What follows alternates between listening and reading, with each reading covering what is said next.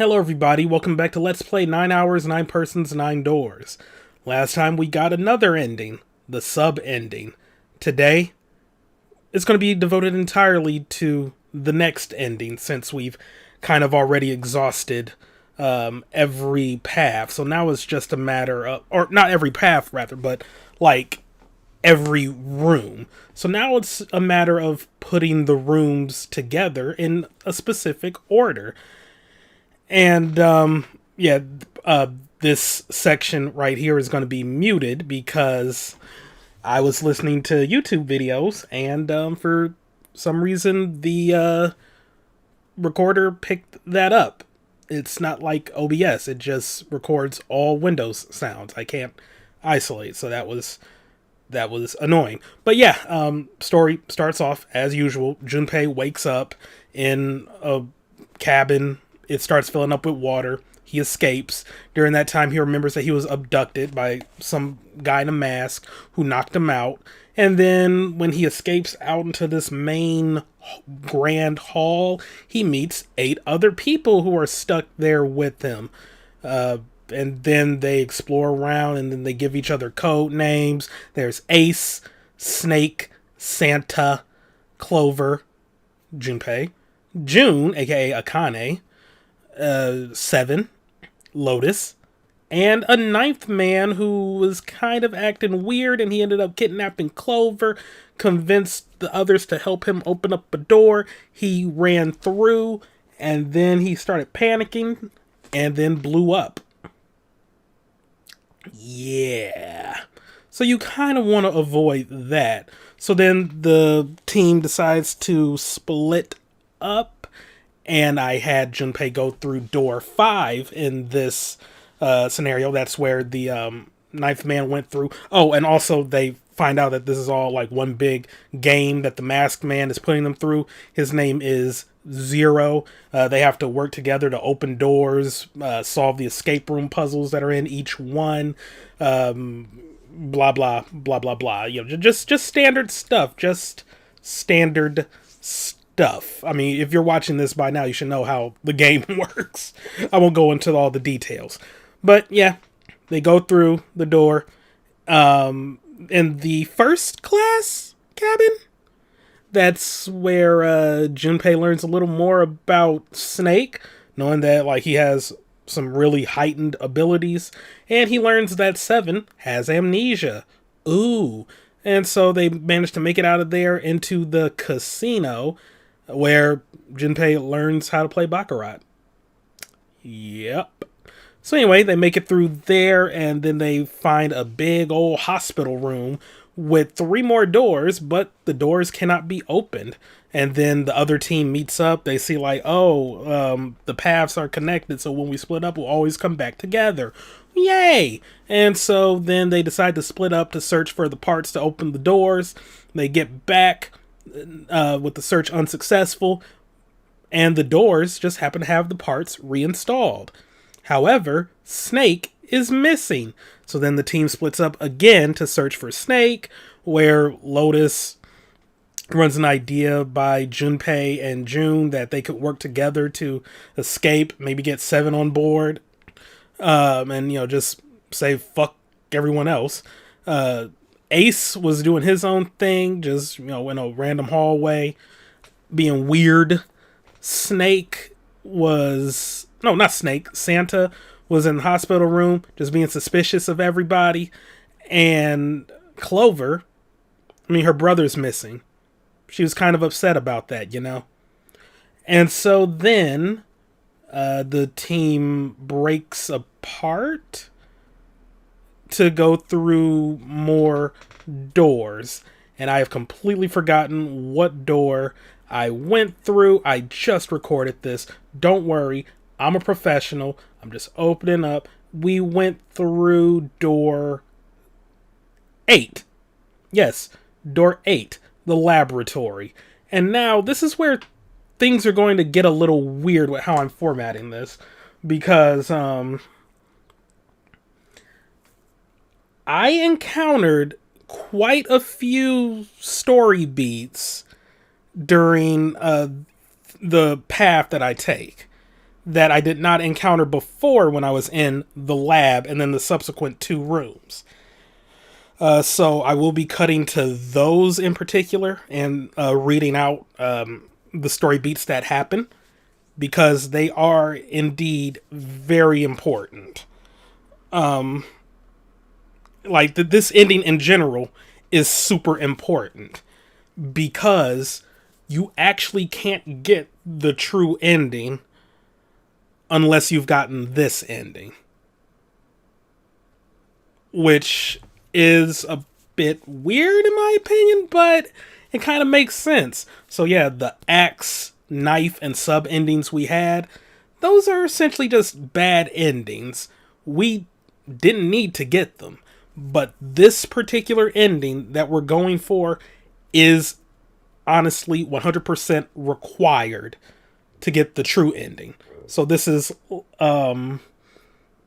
with lack of a better term, flag number 1 to get the true ending. There are other flags, I believe 4 more flags that need to be flipped, but those are just things, very specific things that you have to do on the path that you take getting to the true ending. But yeah, this is essentially flag number 1 that you need to get the true ending. So yeah, the story beats we're going to get are very important, and this ending in general is very important. It's also very long. It was good, but god dang, it was long. But alright, so I am going to cut off here, and I'll just go back to where I was, or where I encountered the new story stuff. Just fade into that. Goodbye. Well, for now, you're going to see post commentary cap number 2 right now. And here we are back at the lab when Lotus was trying to hack into the computer. What kind of job do you have? What are you? I'm unemployed at the moment. I used to work for a cybersecurity firm, but I quit. Why? Lotus blinked. Huh? Oh, it was just something. She stopped typing for a moment and her face fell. This was not an avenue of questioning to be pursued, Junpei realized, and quickly shut his mouth. Lotus's fingers began to move again, and in a few seconds she was back up to speed. As she typed, more letters and symbols that meant nothing to Junpei began to pour across the screen. What are you doing now?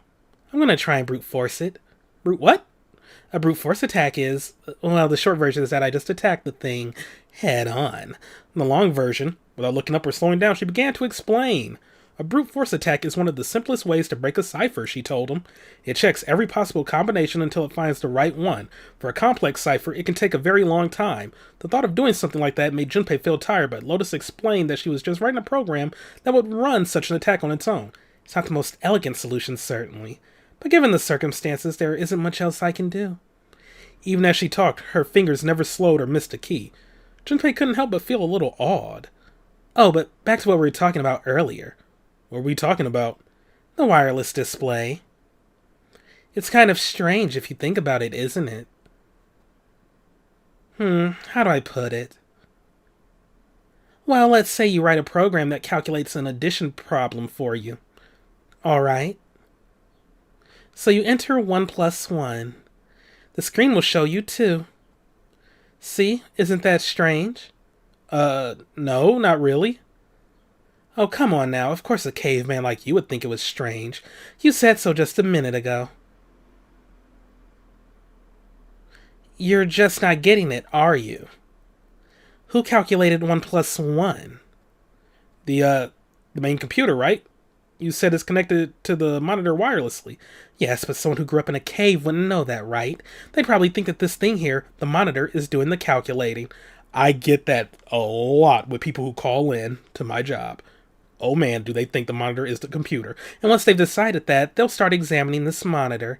They might poke the screen or something. I see, the color changes when I press it here. That's just the LCD crystals. Then they might investigate the hardware on the inside. I see, so the wire supplies power. Eventually, they might even cut the wires. Ah, yes, just as I expected. When this wire is cut, no results appear. Therefore, it must be this device which does the calculations. But the truth is that, just like you said, the computer is doing the calculating. But these cave people wouldn't know that. Because they have no idea that the monitor and the computer are connected. I'm going to borrow cave people, wirelessly, to refer to the idiots that call in to me. Lotus continued to type. Junpei scratched his head. So, what are you trying to say? Nothing. Really. It's just, I thought maybe, what if the relationship between human beings and our brains is like that? Huh? Well, let's say you stick a bunch of electrodes in the parts of the brain. A scientist examining the signals they send out might say, interesting, so stimulating this part of the brain causes this person to see colors. That must mean this neuron cluster controls that function. Okay, let's see what happens when I cut out this part. Ah, just what I thought. Cutting off this part causes that function to cease. Therefore, human thought processes must occur in the human brain. You get it? It's just like this monitor. Maybe the brain is just an output device, like this monitor. Maybe our thought processes actually occur somewhere else, in a main body.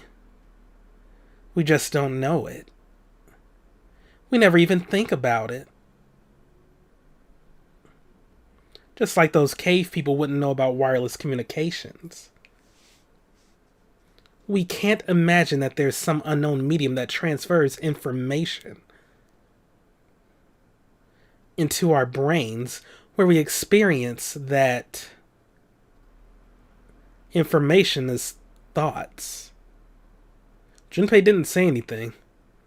Not so much because he had no retort. No, her argument just seemed silly, and he was a little surprised by hearing something like it from someone like her.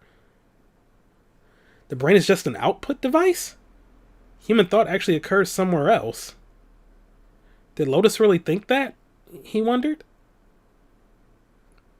It was a little creepy, Junpei thought.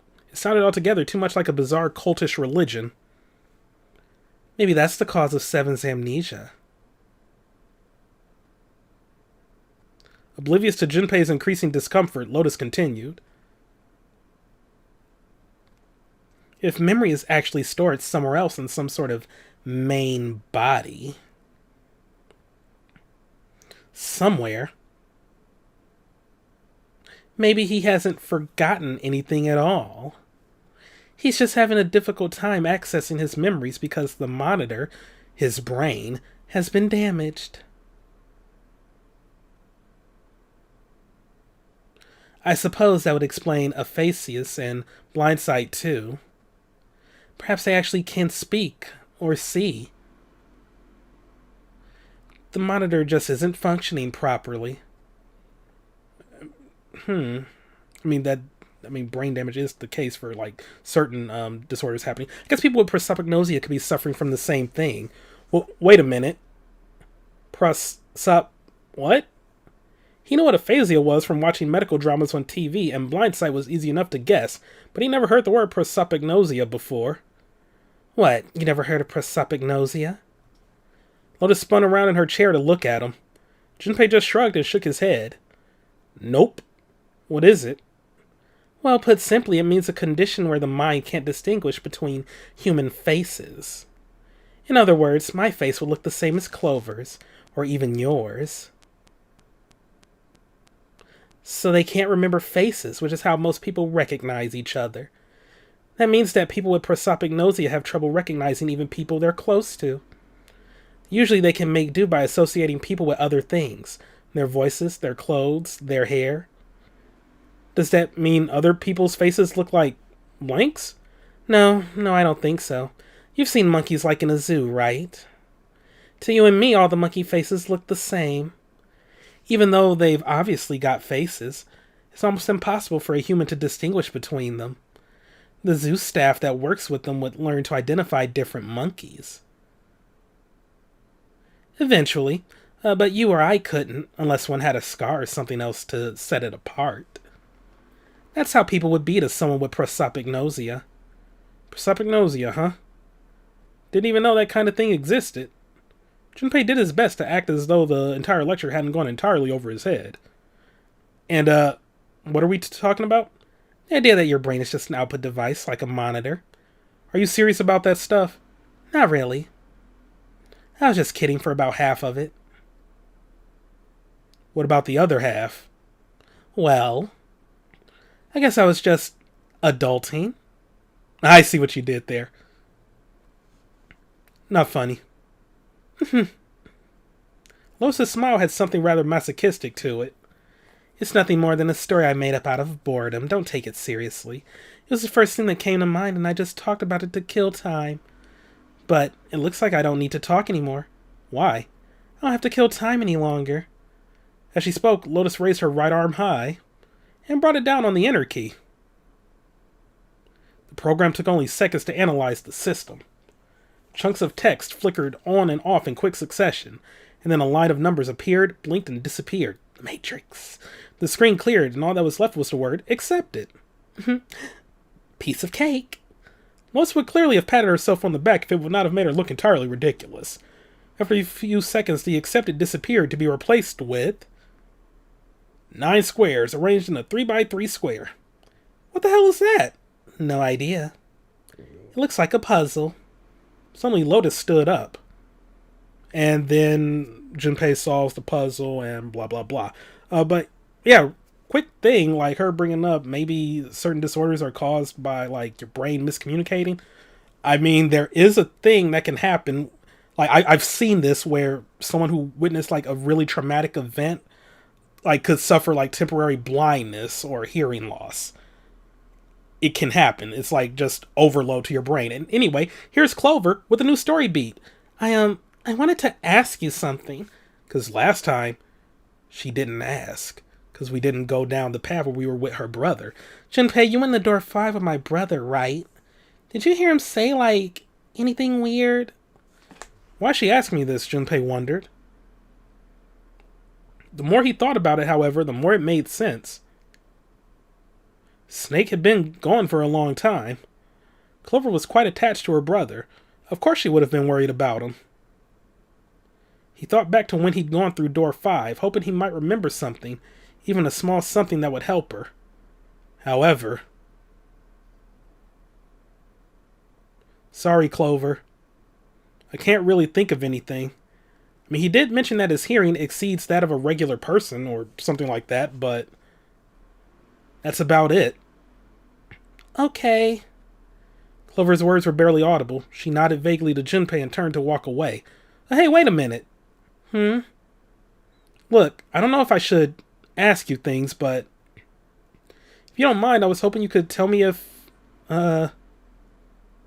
is Snake, was he born... You're talking about his eyes? Yeah. No. He wasn't born blind. When he was a kid, he got in an accident. Really bad car accident. He couldn't see after that. And his arm... His arm? Yeah. My brother's left arm is, it's not like a normal person's arm. It's fake. It's not a real arm. The accident hurt him real bad. To save him, they had to cut off his arm.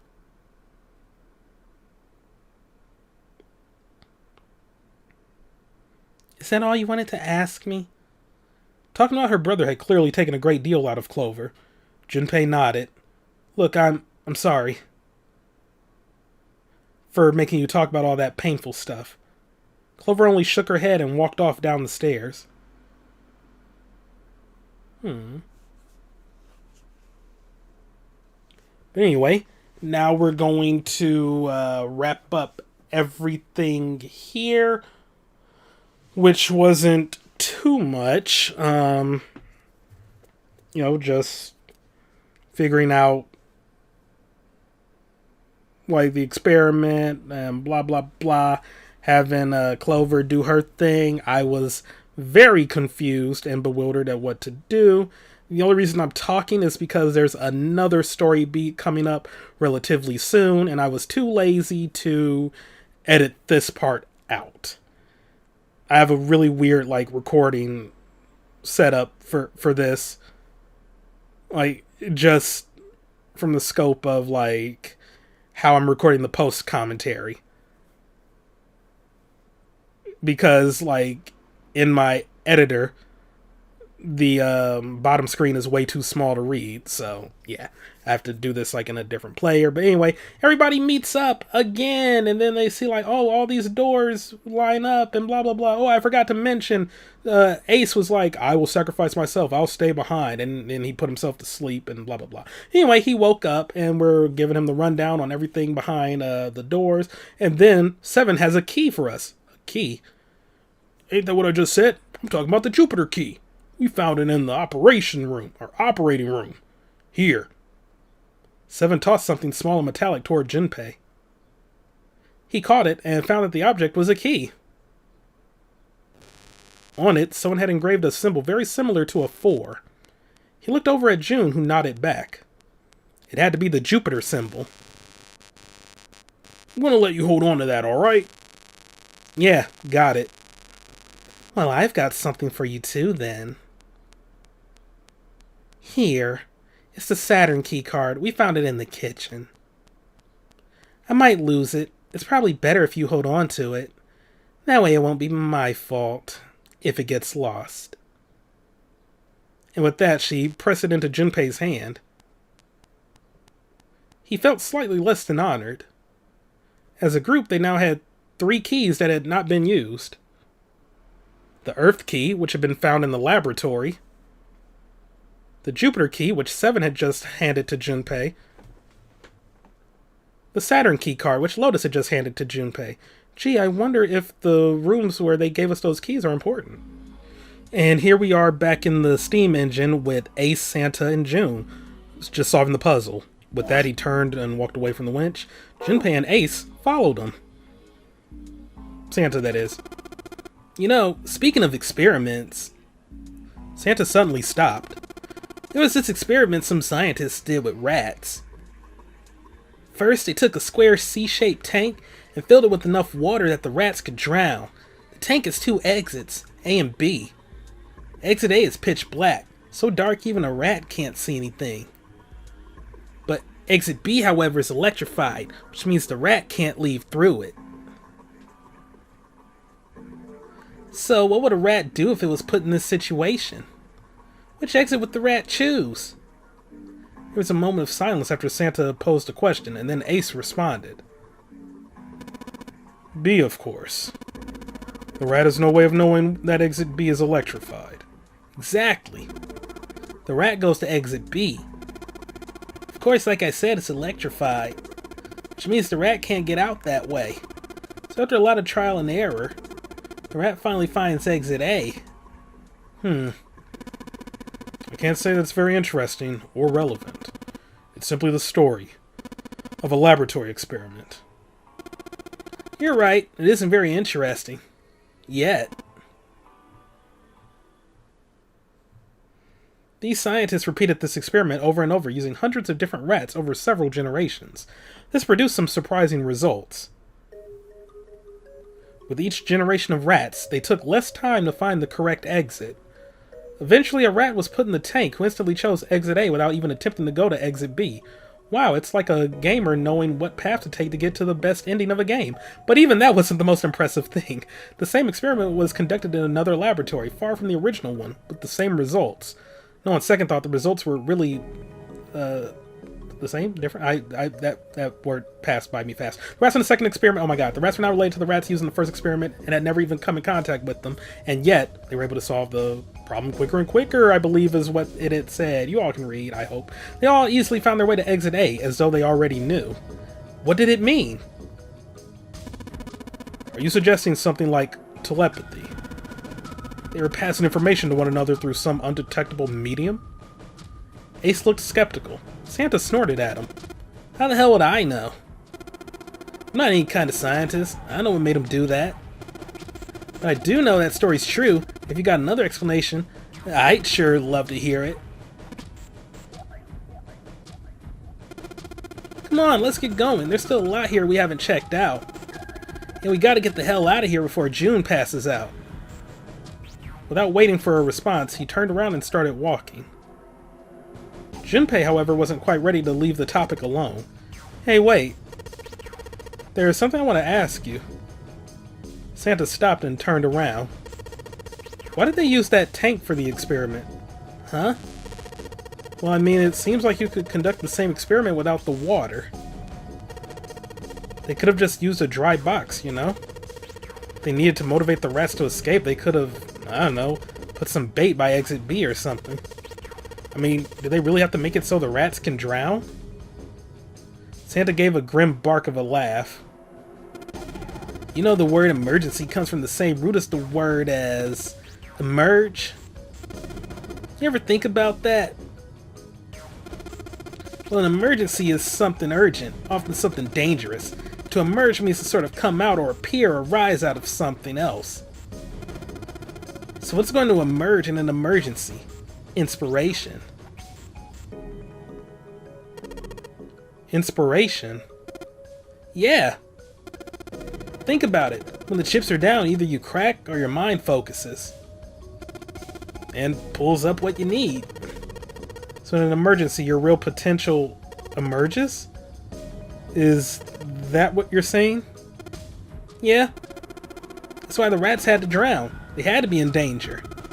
There had to be an emergency for inspiration to emerge. Junpei suddenly felt cold. The back of his head was aching and his stomach felt strange.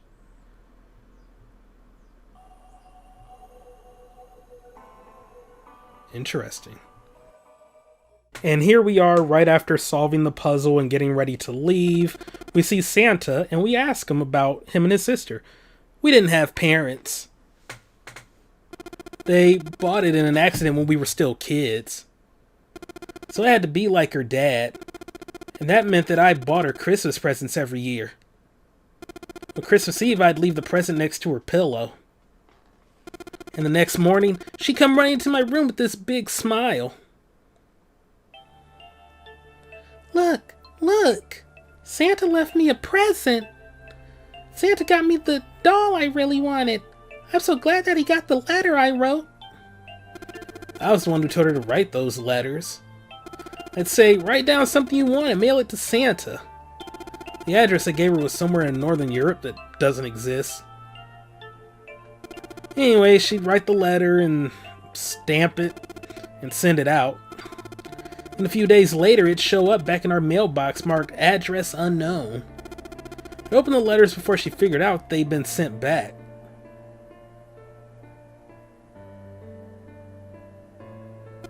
Once I had the letter, I'd go around to a couple stores with some money I saved up over the year and buy her the stuff she'd asked for. It took a lot of saving, but I managed to buy her presents every year. That is actually very nice. Junpei was silent. He could think of nothing to say. June looked down, uncomfortable. The wall next to him suddenly groaned. Either he hadn't heard the sound or didn't care. Santa kept talking. But one year her letter was different. She didn't write a list of toys she wanted or anything like that. Instead, it said, I don't want any presents this year. Instead, I want you to make my wish come true. My wish is that we'll be happy like this for a really, really long time. But I couldn't make that wish come true. Some Santa I am. Santa looked sad. Junpei had never seen him look sad before. He wasn't sure he liked it. Junpei decided it was probably best not to ask Santa any more questions. But... what happened? June glanced up at Santa quickly as she spoke. He answered, but only with an effort. She died. She was killed 9 years ago.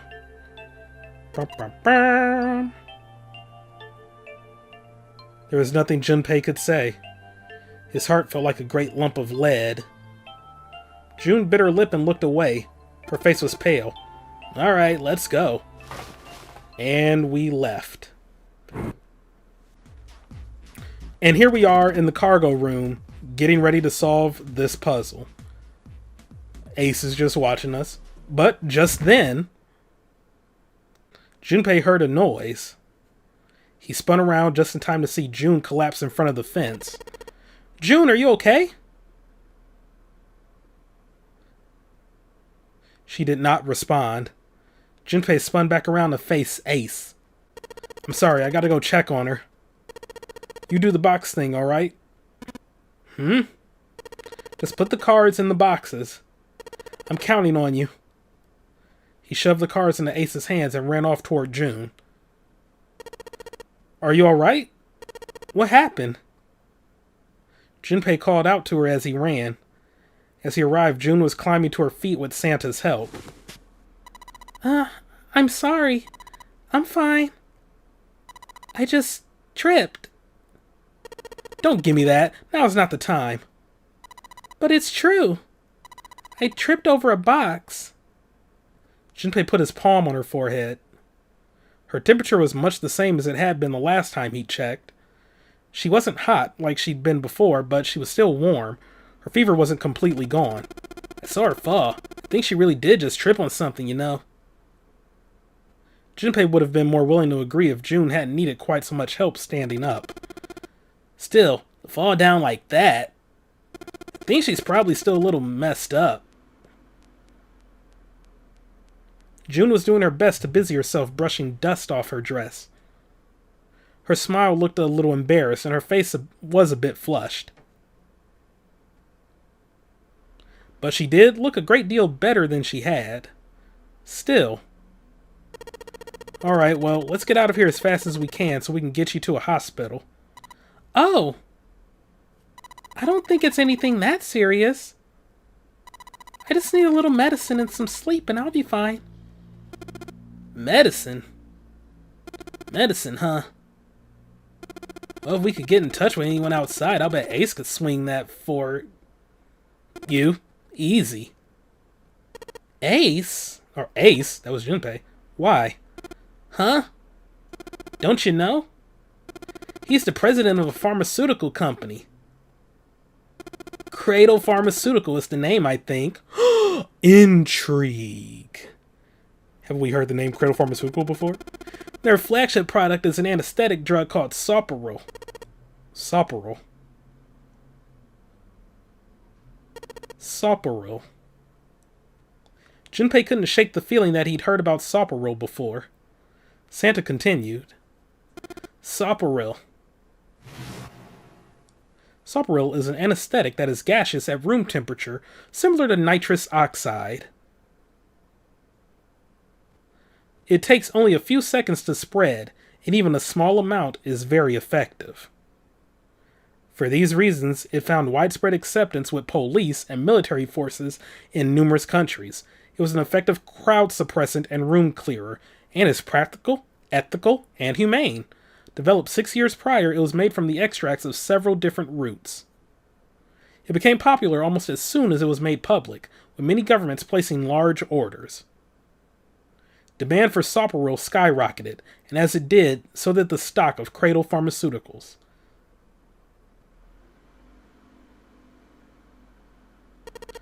Why do you know all this?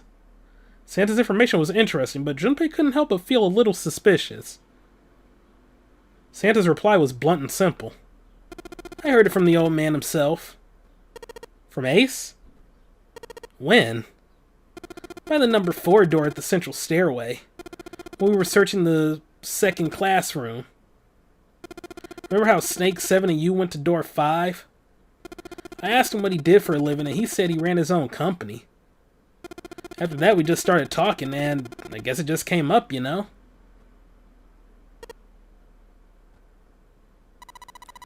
Are you worried about something?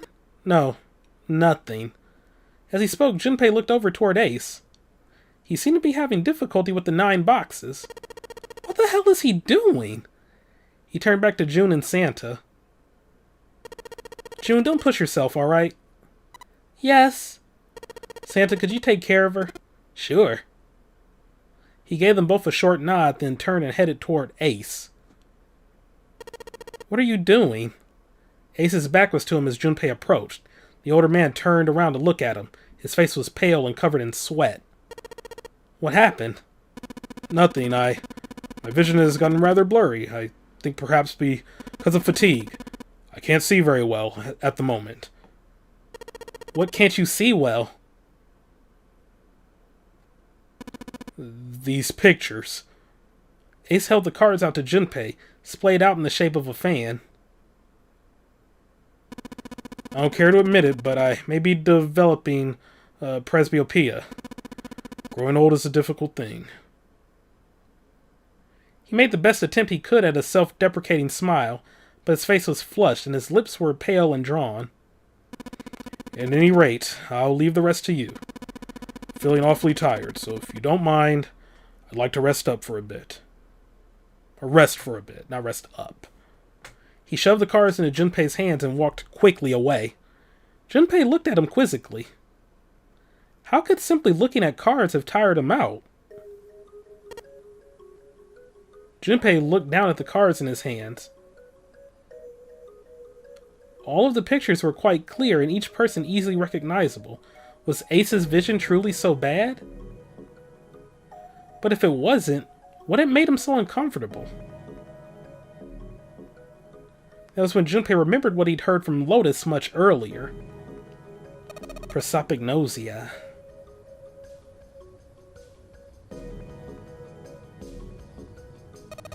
Well, put simply, it means a condition where the mind can't distinguish between human faces. In other words, my face would look the same as Clover's, or even yours. So they can't remember faces, which is how most people recognize each other. That means that people with prosopagnosia have trouble recognizing even people they're close to. Maybe he's got prosopagnosia. Junpei took another look at Ace. He sat at the base of the stairs, looking quite depressed. It was reasonable, of course, that he'd feel that way. If he really did have prosopagnosia, there was no doubt it was a depressing and painful experience. Still, Junpei didn't feel like patting him on the shoulder and telling him everything would be alright would help that much. Still, Junpei felt perhaps it was best he keep Ace's condition to himself, at least for the time being.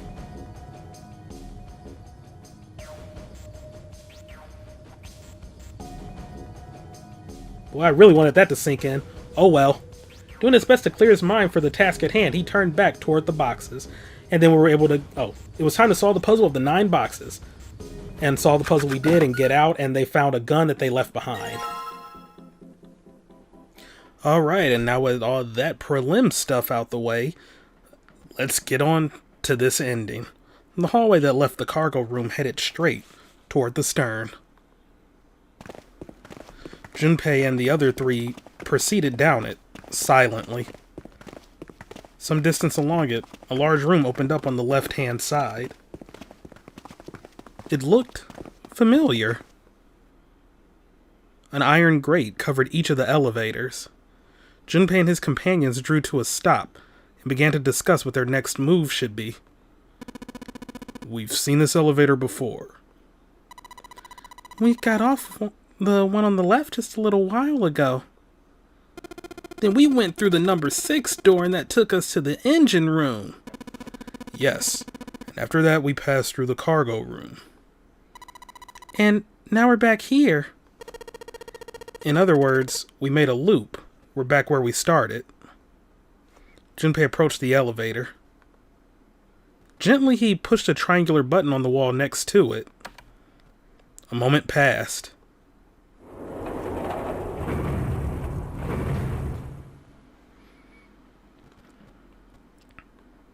The elevator door opened.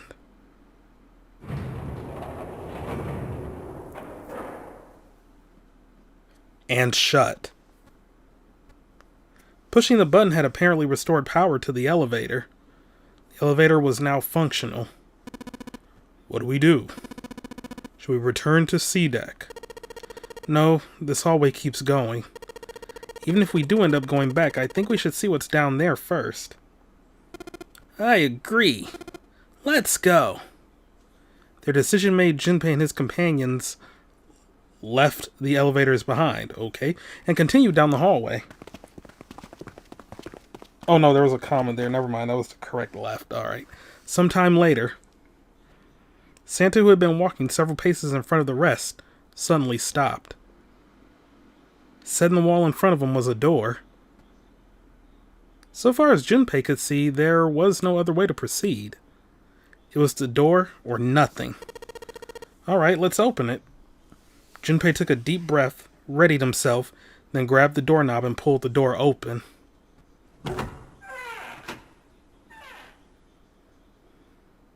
He paused for a moment, then stepped through into the room, and there he saw the number that had hung over their heads since they'd woken up. 9. Like the numbers on every other door, this one too was a rough shape made of red paint. Its door was set into the back wall of the room. Junpei leapt toward it with a sudden burst of hopeful energy. It was a large double door, heavy and full of solemn importance. He grabbed hold of the door handle and shook. Nothing, but he hadn't expected it to open. The red sat on the wall next to the door. Its screen read vacant. Finally, they'd found it. Junpei felt himself overwhelmed by a torrent of emotion. At last, they'd found the exit, but cold gripped his heart, and he knew all too well why. As he stood frozen, unsure of what to think or feel. Jumpy! Look! Behind you! He spun around, and couldn't believe what he saw. It was a door with the number 9 written across it. Was there a second door? Why? Junpei's voice was barely audible, even to himself. He stumbled toward the second door as if somehow compelled. It was a small single door. It sat in the starboard corner of the room, on the same wall as the door they'd entered from, but in the opposite corner. 9. There was no mistaking it. A red sat on the wall next to this door as well. Junpei shook the door handle pointlessly and muttered to himself. Why? Why the hell are there 2 doors? It was Santa who answered. There were always 2 doors. Just think about it. Zero never said there's only one door with 9 on it. It is hidden, but an exit can be found. Seek a way out. Seek a door that carries a 9. Of course, we just assumed that there was only one. After all, why would there be more than one? Oh man. Jeez. Junpei was stunned. Zero's trick had taken him completely by surprise. There were 2 doors. That meant that all 9 people who had met at the central staircase could escape, and leave no one behind. Now the reason for the bracelet numbers being 1, 2, 3, 4, 5, 6, 7, 8, 9 was clear. Divided in 2, the digital root for both teams would be 9. For instance, 1, 2, 7, 8, and 3, 4, 5, 6, 9. The digital root for both teams would be 9. Or 2, 3, 4, 9, and 1, 5, 6, 7, 8. The digital root would also be 9. There are many other workable combinations, but they all ended the same way, with a digital root of 9. What did that mean? The answer was quite simple. From the very beginning, the nonary game was designed to save all 9 people. Zero hadn't been lying. Zero had never said there was only one door, but anyone who'd found themselves in the game would have assumed that was the case. Fights would have broken out. One team would likely betray or deceive the other. Someone might be hurt. Someone might get killed. But eventually they would reach the room Junpei now found himself in, and realize the pointlessness of whatever violence they visited upon each other. There were 2 doors. No need to kill each other. They'd understand and be appalled, overwhelmed with guilt at what they'd done. Perhaps that was the purpose of the game. This was how the nonary game was meant to be played. Fortunately, they hadn't started to fight one another. At least not yet. But if one misstep was made, if the wrong mistakes happened, the stakes would rise and the noose would tighten. The thought of it sent a chill down his spine. So, what are we going to do, Junpei? A voice broke through Junpei's frantic thoughts. Santa's voice.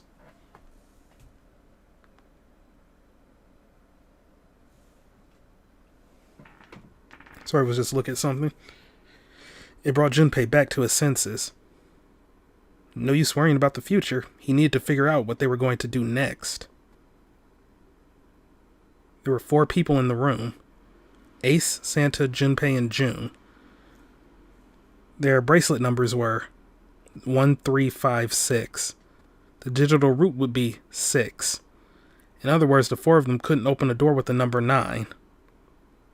But what if there were only 3? Could door 9 be opened with 3 of them? It took him no time at all to determine the answer. There was only one combination of 3 people that would give a digital root of 9. 1, 3, 5 equals 9. That would mean... No. We gotta go back. That wasn't a possibility he was willing to consider. Santa and Ace agreed. Yup. I agree. We cannot leave June behind. Junpei let out a breath he hadn't realized he'd been holding. Are you sure? I don't mind staying. June's body betrayed her true feelings. Her eyes were wet with the beginnings of tears and her legs shook. It's okay. There's no way we'd leave you behind. Santa had said what Junpei had known the moment he realized which 3 people could go through the door. Besides, I'd rather drown at the bottom of the ocean than escape with this sausage fest. Maybe I'll go to Atlanta. Are you sure you don't mean Atlantis? Oh, right. Perhaps it was the sudden reassurance that no one wanted to leave June behind, but Junpei laughed harder than he had in some time. Santa and Ace smiled. You guys. June blinked tears from her eyes and bit her lip. She didn't seem to know what else to say. Very well. Guess we head back to C-Deck then. We should be able to take the elevator we passed earlier. Perhaps Clover, 7, and Lotus will have returned from door 1. Even as Ace spoke, they knew finding the others wouldn't improve the situation. There was no way they could be split into teams that could both go through the doors. Ace knew it. They all knew it. But there was nothing else they could do. They would find the other 3 and search for another solution. Alright, let's go. Ace looked at all 3 of them, then turned and headed through the door. Santa and June followed. Junpei started toward the door, then stopped. He'd been too busy with other concerns to notice the room itself. It didn't seem terribly important now, but what exactly was it? Junpei looked around the room for the first time, noticing the things that weren't doors with 9 on them. A red carpet ran between 2 columns of wooden benches that ran the length of the room. The carpet began at the large set of double doors and ran toward the bow. Junpei wasn't sure. Was it an altar, perhaps? There was a small rectangular alcove at the end of the carpet, and inside the alcove was a raised platform. Resting on top of the platform was a coffin. A coffin. A coffin. What on earth was a coffin doing in a place like that? But before Junpei had time to answer that question... Hey Junpei! The hell are you doing? Let's move! Santa's voice echoed in from the hall outside. Right, okay. I'll be right there. Junpei turned on his heel and left the quiet, somber room.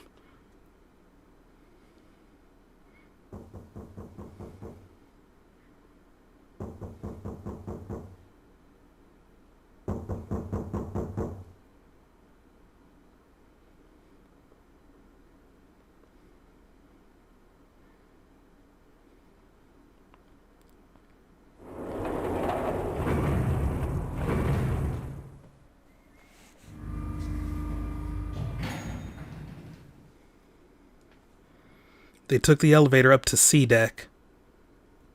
Once there, they'd headed back toward the main hall and the central staircase. It didn't take them long. Junpei found Seven and Lotus waiting for them. They didn't look happy. "We've got a problem." "Clover is gone." Junpei and his three companions looked at one another. He turned back to Seven and Lotus. "What do you mean, gone?" Santa, Ace, and June had their own questions to ask. "When? Why?" "You two went in door 1 with Clover, didn't you?" Seven and Lotus responded as best they could. "Yeah, we went through the door together. But Clover barely spoke to us. She just did her own thing the whole time." There were 4 rooms on the other side of door 1. "She wouldn't let us into the 4th room. She just said, 'I'll take care of this one,' and shut the door." "She must have blocked it with something on the other side." "We waited for a while, but Clover didn't come out. We called for her, but she didn't answer. So I kicked down the door and we went into the room. But it was empty. Clover wasn't there. There was a door on the other wall. And it was open. We figured she opened the door and left by herself. We ran after her, of course, but... Well, obviously we didn't find her. You figured that much out." "Clover's gone." Junpei thought for a moment. "When did this happen?" "We got here just before you." "You certainly have excellent timing. So you haven't searched anywhere other than near the staircase?" "No, we haven't." Finally, Ace spoke. His voice had an edge of resolve and concern. "Very well then, we'd best separate and look for Clover. We haven't much time left. Let's begin." There were quick nods all around and the 6 remaining players spread out.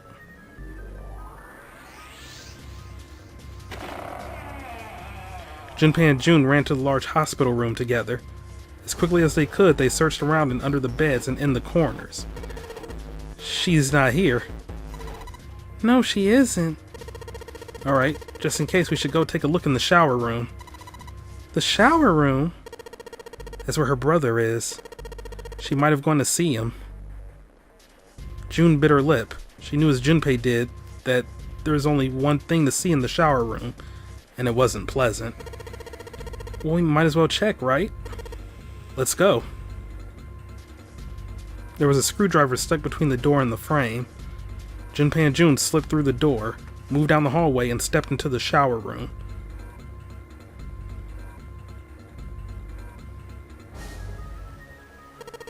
No luck. "Yeah, I don't think she's here." June's voice was faint as she placed her hands over her mouth. Her face looked a little green. The stench in the room was almost unbearable. It had grown far more unpleasant since their last visit. If Junpei had eaten a lunch, it would have had difficulty retaining it. He would have had difficulty retaining it, rather. He wanted to leave the room as soon as possible, but he had to be sure. The only way to be sure was to check the other side of the divider. "Wait here." June offered no resistance and nodded weakly to Junpei as he headed around the divider. He stopped at the corner and turned his head. As he'd expected, Clover was nowhere to be seen. The only thing on the other side of the divider was a dead body, lying in a reddish-brown puddle of dry and drying blood. There are many ways a man can die, but this... The skull was shattered and the head little more than a pulpy mass of brain, bone, and viscera. The left arm was hideously twisted into a horrific alien shape, the bright white of the ulna shining through the remains of skin and muscle. Huh? Wait. Bright white? Ulna? Bones? The pieces fell into place. Junpei remembered something Clover had told him in the laboratory. My brother's left arm is, it's not like a normal person's arm. The accident hurt him really bad. To save him, they had to cut off his arm. Of course. Of course. Why hadn't he realized it earlier? Clover had told Junpei that Snake's left arm was prosthetic, but the left arm of the corpse behind the divider was quite clearly a real human arm. Or at least it had been. Once. That meant the corpse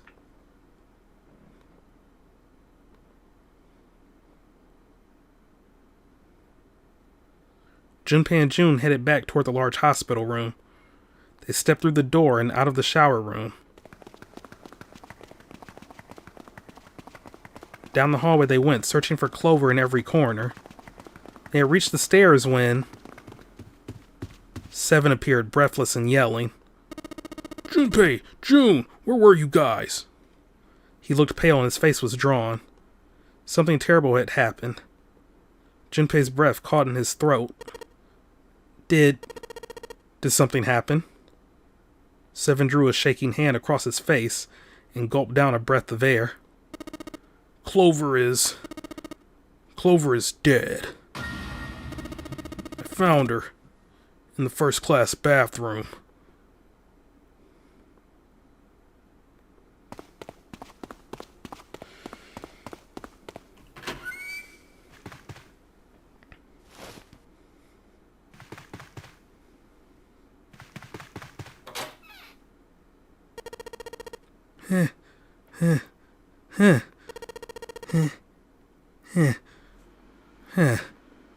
All sounds ceased for Junpei. The world was an empty, muffled expanse. Then he began to hear his own breathing.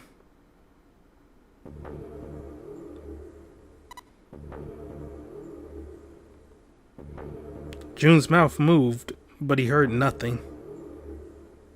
She tried once more, and then her energy was gone. She collapsed against the wall. He could have helped her, but he hadn't, and now she was dead. So he stood there, frozen in place. Clover. Clover? Why? Why had this happened? He forced his body to move. Each step felt like another nail pounded into his heart. Finally, he was in front of her. He knelt and placed 3 fingers against Clover's neck. No pulse. No breath. But she was still warm and her eyes were closed peacefully. It would have been easy to think she was asleep. Easy, that is, were it not for the slowly expanding puddle of blood beneath her. He traced its source to her back. A gash just beneath her shoulder blade. Was the weapon a knife, perhaps? If it was a knife, the killer had taken it when they left. When he closed his eyes, he saw Clover's smile. Her innocent smile. Her energy. He would never see her smile again.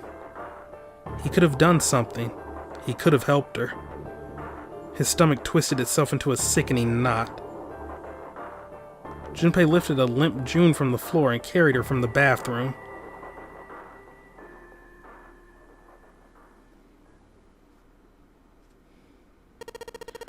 Are you alright? It was a foolish question, and he knew it. Yes, I think so. Her voice was weak. Also, I had a Pepsi, and the top wasn't on all the way, so that is definitely going to be flat. But yeah, her voice was weak, like this Pepsi. The fever had gone down, but the emotional scars she'd received were not likely to recede as quickly. Junpei laid his hand on her shoulder, and they walked back to the bedroom. You should get some rest. He lowered June until she was sitting against the bed. She nodded once and stared at the floor. There were 4 others in the room. Ace, Lotus, Santa, and Seven. They all stared at nothing, their faces drawn and tired. After a while, they drifted into the bathroom to see Clover's corpse themselves. Once everyone was back in the bedroom, Junpei walked slowly to the center of it and looked around as the slumped figures gathered there. Who was the first to find the body? Me. Seven spoke from behind Junpei. He turned around. Seven's hand was up. Why'd you come to this room? To look for Clover. Why else? I found her body in the bathroom. As soon as I did, I ran outside. I got to the top of the stairs by the casino and yelled as loud as I could. Hey guys, I found her, but it's bad. She's in the bathroom, in the first-class cabin. Come quick. Or something like that. I went back to the bathroom. Ace, Santa, and Lotus showed up real soon after that. I guess you two hadn't heard me or something because you didn't show. So I took off down the stairs to look for you. After that, I mean, you know the rest, right? Junpei nodded and closed his eyes. There was one more thing he needed to ask. Seven, there's one more thing I'm worried about. What's that? When we finished all the puzzles in this room and got the door open, you stuck one of those plates in between the door and the frame, right? Why'd you do that? Come on, didn't I already tell you that? I did it so that the door wouldn't lock. So we could come back to this room. Oh. You think I did it? Well, I don't know. That kind of depends on what you say, doesn't it? Seven sighed and shook his head. Follow me. There were two doors standing next to one another. He opened the one on the right. Behind the door was a closet. Seven stepped inside. He stood in front of one of the shelves that filled it and gestured toward a small box. The box was a small metal cube. I remember that safe. I mean, well, A, because I examined it like way back when, and B, I also accidentally examined it like about 40 minutes ago when I was trying to breeze through the puzzles. He looked at Junpei. This is the reason. This safe. We couldn't open it when we were getting through this room. I figured there might be something pretty important in it. I couldn't stop thinking about it. Besides, I figured eventually we might figure out what the numbers are for the safe. And if we did, I didn't want to screw around with door 5 again. So I put that plate in the exit door so we could get back in that way. You get it now? Junpei nodded and looked at the safe. He grabbed the handle and shook it. Nothing happened. It was as locked as it had been when Seven found it. There was one change, however. Just underneath the safe was a pile of fine reddish-brown powder. Rust. Junpei stared at it for a moment. Had someone opened the safe, dislodging the rust? Junpei left the closet. Seven followed him back to the bedroom. It was cold and quiet. No one spoke. They sat frozen in place by shock and grief and fatigue. The room felt tiny and oppressive, and the thick metallic smell of blood filled the room. Junpei turned and headed for the living room. Anything to get out of there.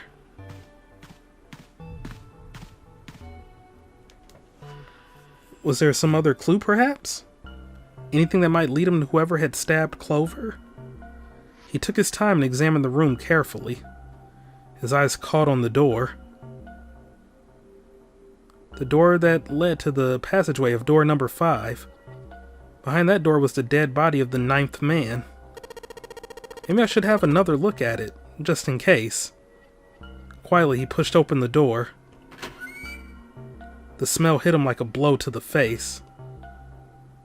His lungs contracted, unwilling to inhale such... I never knew how to pronounce that. Fetid, rancid air. Acid boiled up from the base of his stomach, churning what little food was there into a violent froth. It was too much for him, and he vomited. A thin stream of yellow water and bile spattered onto the floor. I did not need to hear that sound effect. He wiped his mouth weakly and stared at the dead body. Chunks of torn flesh lay in an arc around the body. What remained of its intestines had slid out onto the floor. The pool of blood that framed it was half dry, but so thick that it had taken on a texture not unlike that of an egg yolk prepared sunny side up. It's always a different food description. On the floor next to the broken mass of the man's head lay his glasses, cracks spidering across the lenses. The bloodstains near them had already dried, like scabs on the floor. That was when he noticed. It's gone. His bracelet. It's gone. It had been there when Junpei had gone through door 5 before. He was sure of it. Right next to the glasses. But now, it was gone. The number 9 bracelet was gone.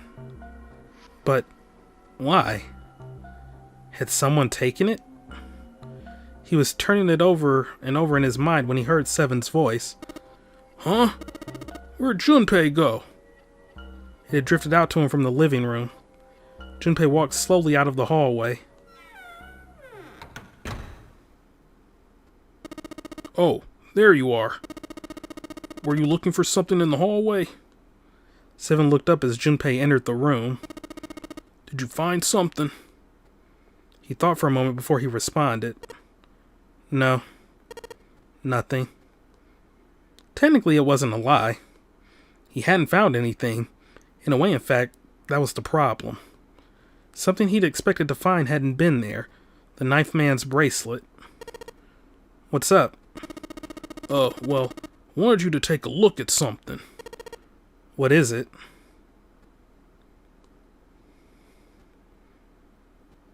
Seven led Junpei back to the bathroom.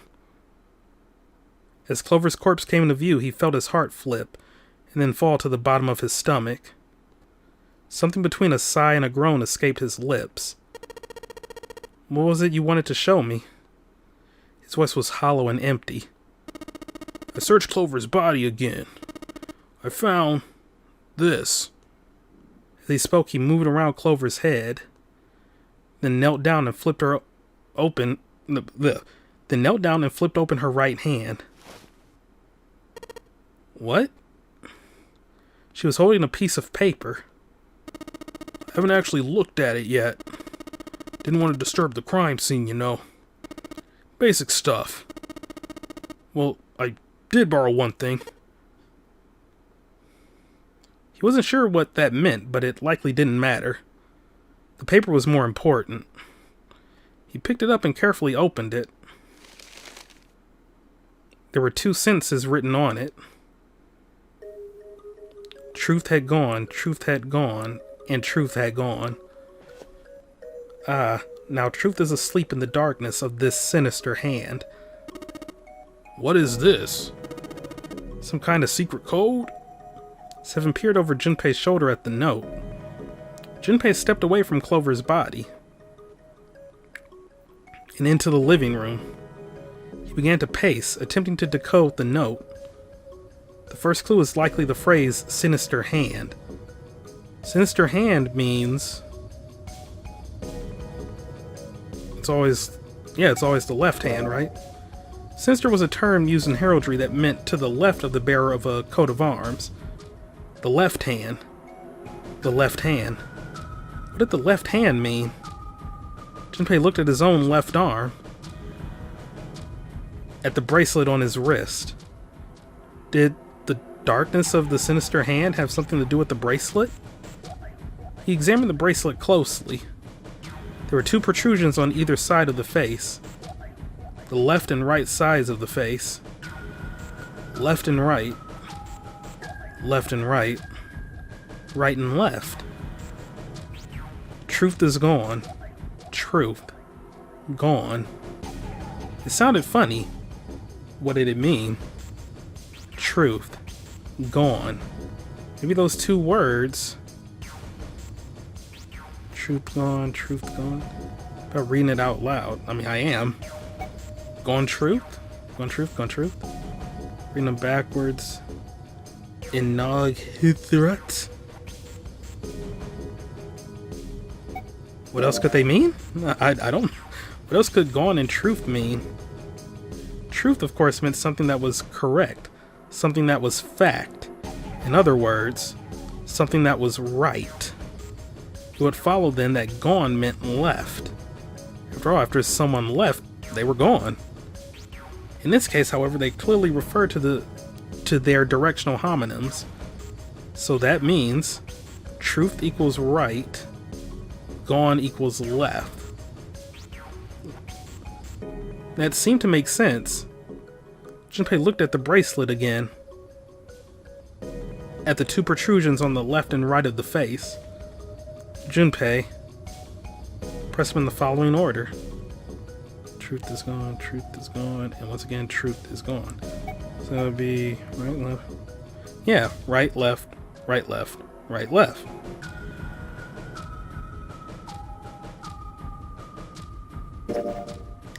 Right, left, right, left, right, left.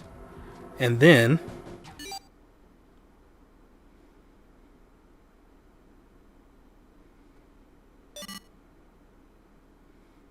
one after another, 8 numbers flashed on, then off, of the face of Junpei's bracelet. He checked one more time to be sure.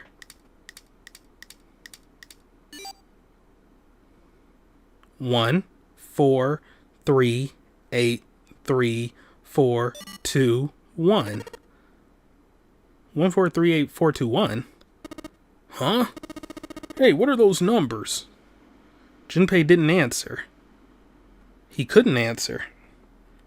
He had no idea what they were either. Besides, he was sure he would forget the numbers in the order they came in if he said anything. 1, 4, 3, 8, 3, 4, 2, 1. Muttering the numbers to himself over and over, Junpei headed toward the bedroom. 1, 4, 3, 8, 3, 4, 2, 1. 1, 4, 3, 8, 3, 4, 2, 1. 1, 4, 3, 8, 3, 4, 2, 1. 1, 4, 3, 8, 3, 4, 2, 1. Before long, he found himself in front of the safe again. Its lock was the only device he could think of that required a sequence of numbers, such as the ones he'd just discovered. Besides, someone had opened the safe at least once already. Had Clover come to the bedroom to open it? 1, 4, 3, 8, 3, 4, 2, 1. Junpei slowly dialed in the numbers the bracelet had given him. 1 to the right, 4 to the left, 3 to the right, 8 to the left, 3 to the right, 4 to the left, 2 to the right, 1 to the left. Finished. Junpei heard the small telltale sound of a lock opening. He grabbed the handle, took a deep breath, and pulled it up. Inside was a piece of paper. It was roughly the same size as the one Clover had been holding. Junpei picked it up. This is what it said. Fact number 1. The nonary game was played once before, 9 years ago. Fact number 2. The person with the number 2 bracelet attended the game 9 years ago. Fact number 3. It was planned by the following 4 people. Cradle Pharmaceuticals CEO Gentaru Hangao, Cradle Pharmaceutical Chief of Staff Nagisa Nijisaki, Cradle Pharmaceutical R&D Supervisor Teraki Kubota, Majority Shareholder in Cradle Pharmaceutical Kazuchika Musashido. I must punish them for the innocent lives they sacrificed. This is the only warning they will receive. That innocent souls might be saved, I now state the truth. 0.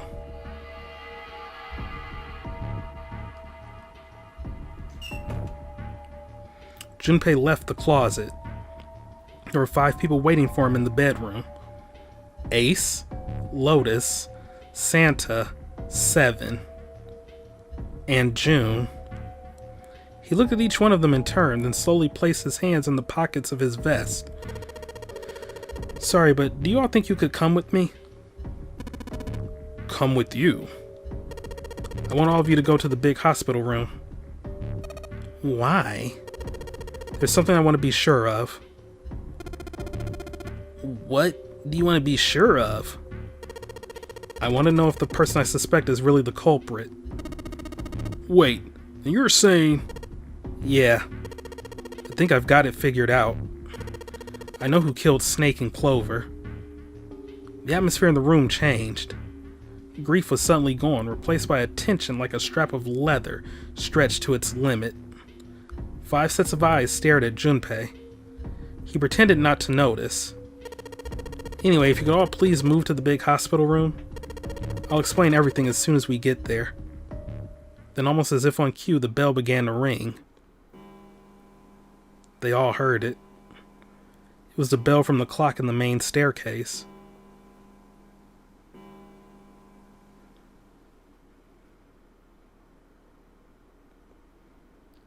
The bell rang 5 times, then ceased.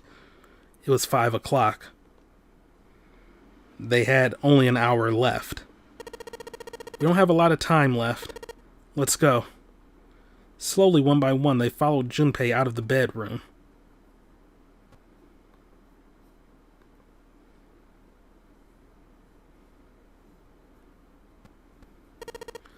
Actually, before we get started, I was hoping you could do something for me. Junpei stopped in front of door 3 and turned around. Ace, 7, and Lotus. Could you please place your palms on the red? Huh? Why? If we need to get to the shower room, why don't we just... No, we're not going inside. Once you've authenticated, step away from the door. Why? Please, just do it. Perhaps you don't want to know who killed Snake and Clover. Junpei's implication was clear, and 7 understood perfectly. Ugh. Fine. What about you, Ace? Oh, sorry, that was Junpei. What about you, Ace? Lotus? Very well. Sure.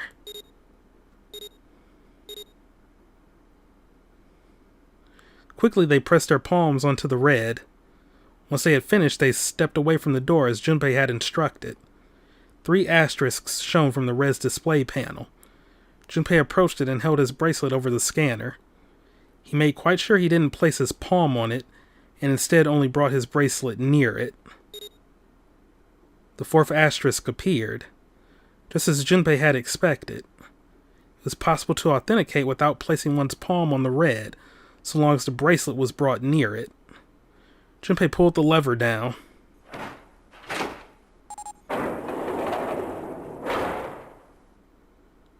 Door 3 opened like a hungry mouth. Wait a minute. So 15, 16, 21. Oh, okay. 9 long seconds passed. And the door shut, unfed. Junpei walked slowly back to the others who were waiting some distance from the door, talking to one another. Santa and June had joined them as well. It looked as though they hadn't found a chance to break into the conversation yet. As Junpei approached, they turned to look at him, curiosity plain on their faces. Before long, the other 3 did as well. Clearly, they were all expecting some answers. Thanks. I appreciate your cooperation. Clearly, they'd hoped for something more forthcoming. He continued. By the way, Ace, would you mind if I ask you something? What is it? Do you know who I am? What? What kind of question? Just answer it, please. Who am I? You're Junpei. Of course, who else would you be? Unfortunately, that's the wrong answer. Actually, I'm Santa.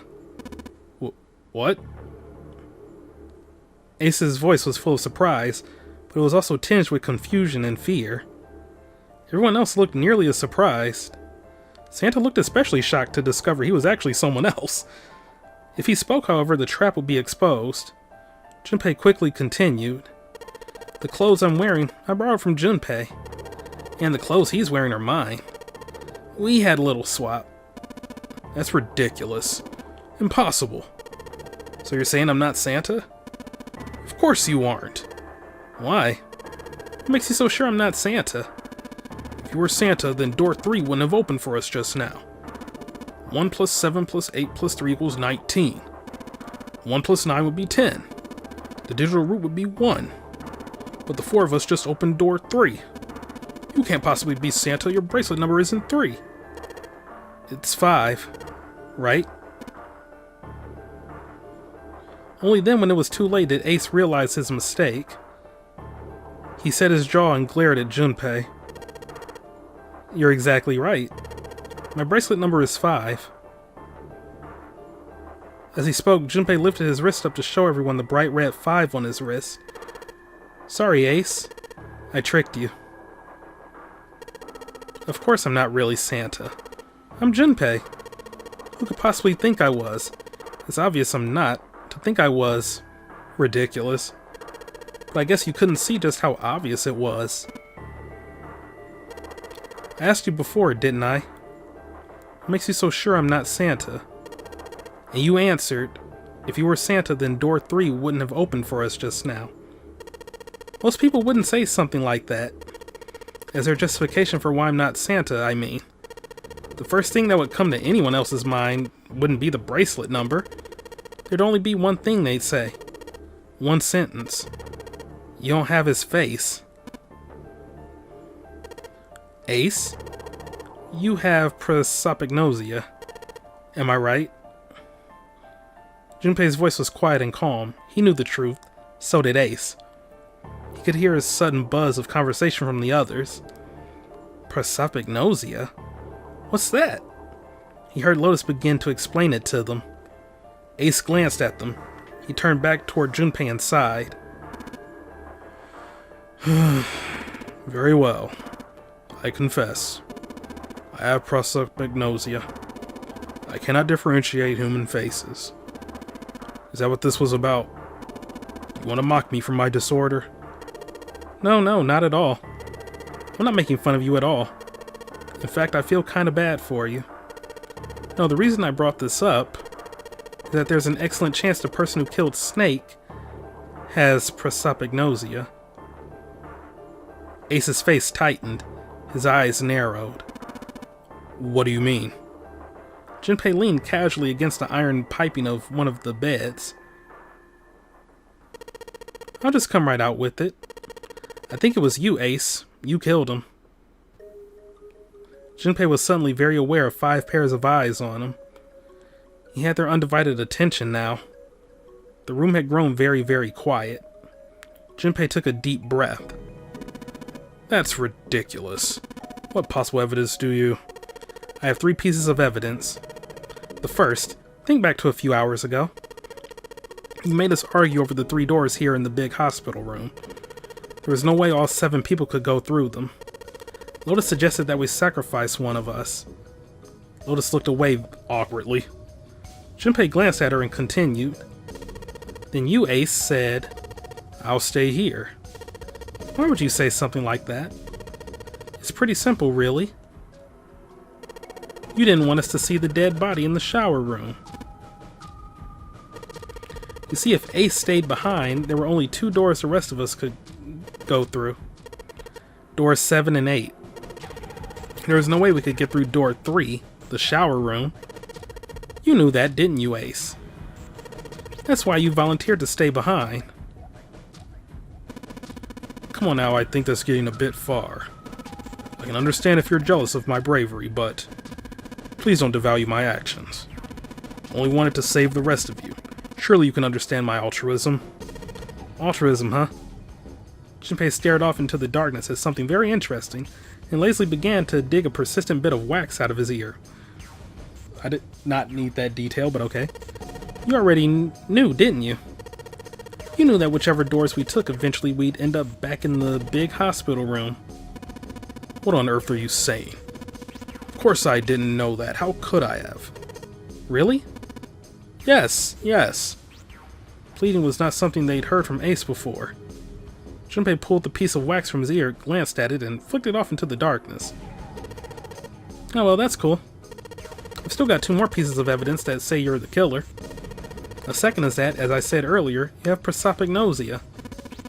Do you mean to imply that a person who can't distinguish human faces must be a bad person? Junpei, they call that prejudice. No, I'm not that stupid. It's prejudice, man. Then why?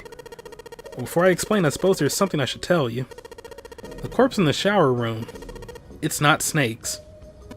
What? What? Ace's face went pale. The others looked confused as well. If the body wasn't Snake's...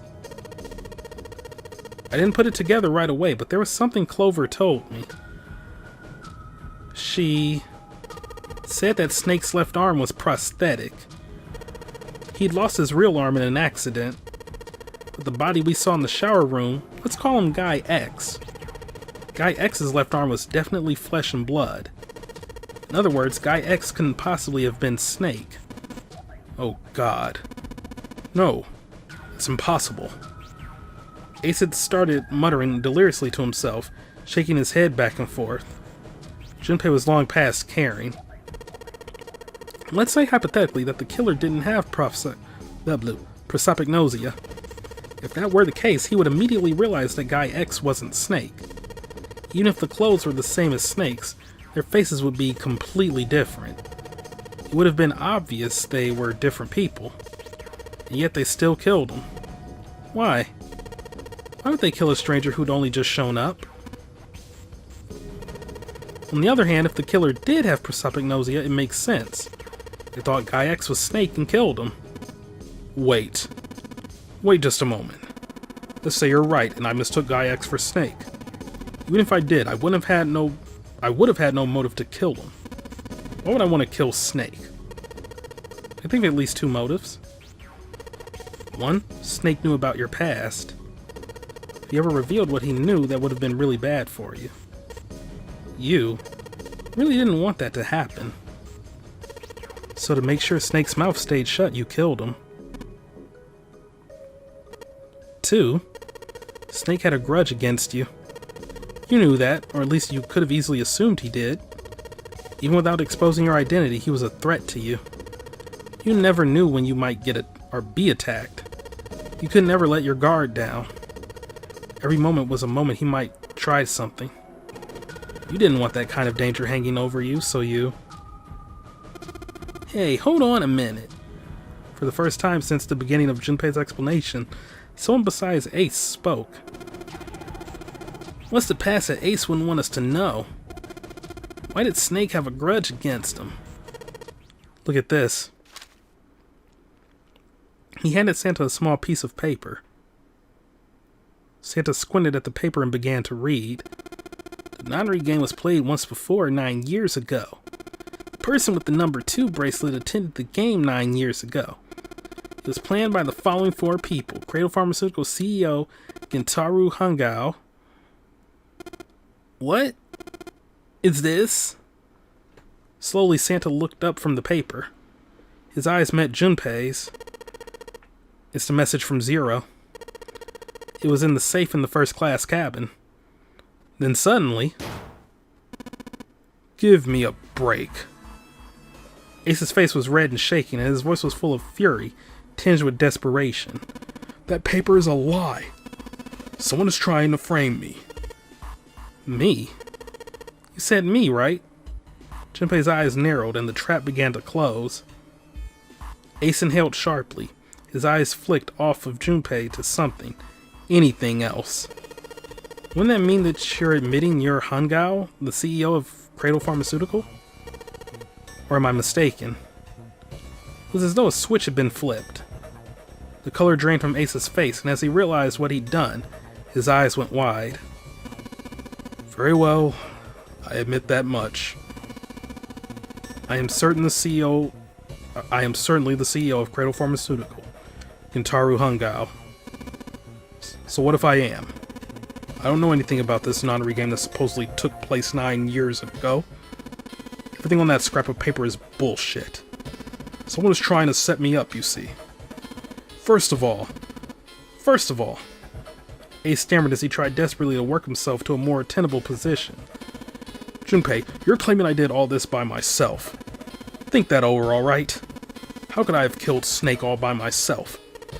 Not Snake. It was Guy X. I don't care who it was. You said the killer put this other man into door 3, right? Yeah, maybe. And I couldn't have possibly done that alone. I couldn't have opened door 3 with only myself and Guy X. Nope, you could've.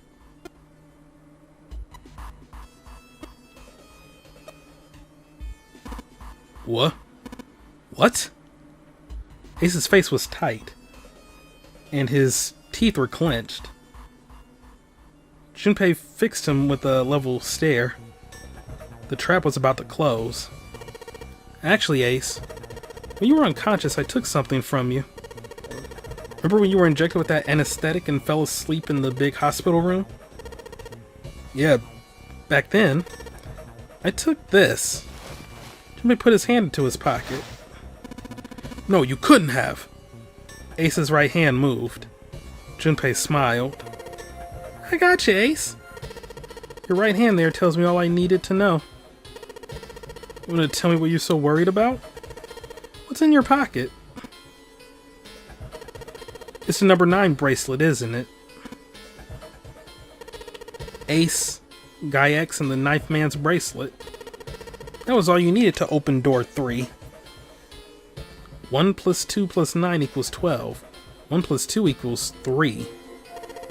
That's how you killed Guy X all by yourself, Ace. All you needed was the number 9 bracelet in your chest pocket.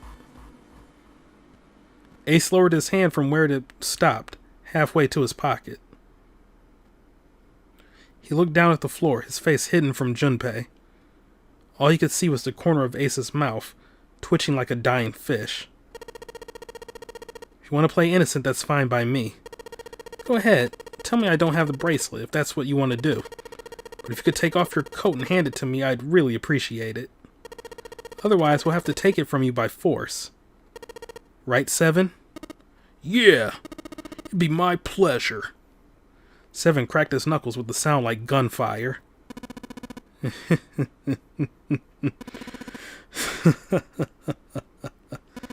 Yeah. Ace roared with laughter. He threw his arms wide and his head back and laughed, filling the room with a sound that scarcely belonged there. Then it stopped. His arms came down and his head dropped to look straight ahead at Junpei. That's a sprite. His face was flat and cold, devoid of any emotion. Well done, Junpei. As you so correctly deduced, I have the number 9 bracelet. I retrieved it while we were searching for the missing hardware for the red. I left the room I was supposed to search and headed to the first-class cabin on B deck. His voice showed no emotion, no sense of remorse or interest. He was almost bored, as though he were reciting an especially dull corporate letter. My purpose was to obtain the number 9 bracelet. 9 is a potent ally in the nonary game. Adding 9 to any set of numbers won't alter the digital root. 1 plus 9 equals 10, 1 plus 0 equals 1, 2 plus 9 equals 11, 1 plus 1 equals 2, 3 plus 9 equals 12, 1 plus 2 equals 3. As you can see, 9 is a very useful number here. With it, one can go anywhere with anyone. So I made for the first-class cabin to obtain it.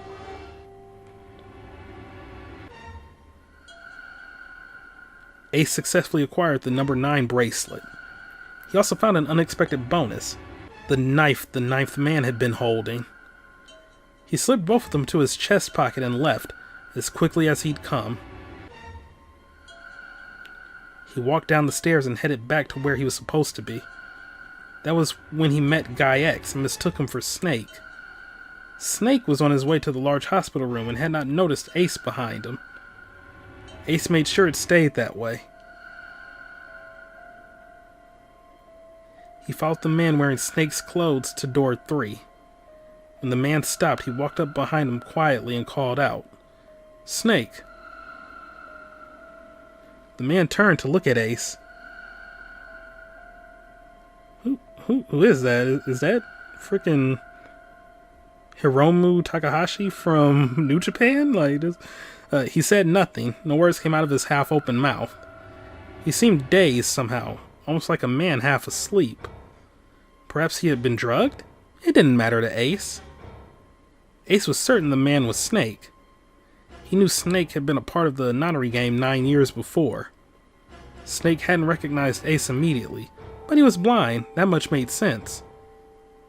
Why then hadn't Snake said anything to him? Surely he hadn't forgotten what had happened to him in the nonary game, but not once had he attempted to confront Ace. Perhaps his lack of sight had prevented him from recognizing Ace. Perhaps Snake had conspired with Zero to deceive Ace. In either event, he was a threat. It was better to deal with him sooner rather than later. Ace's mind was made up. He moved. He held the number 9 bracelet over the red. He waved his own bracelet in front of the red, and finally grabbed Snake's arm and shoved his hand against the scanner panel. The door opened. Ace threw the man through it. 9 seconds later, the door shut. 81 seconds passed. The man inside the door passed away.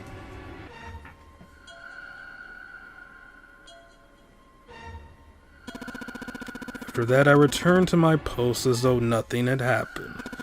After conducting my own search, I returned to the large hospital room when the 1 a.m. bell rang. Ace's eyes were cold, and his cheeks were hollow and pallid. When he spoke, only his lips and tongue moved. The rest of his face was eerily still. Junpei glared at Ace.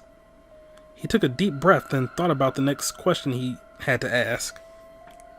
He didn't want to. He knew what the answer would be. He just didn't want to hear it. Junpei swallowed, then spoke. Ace, did you kill Clover? Yes.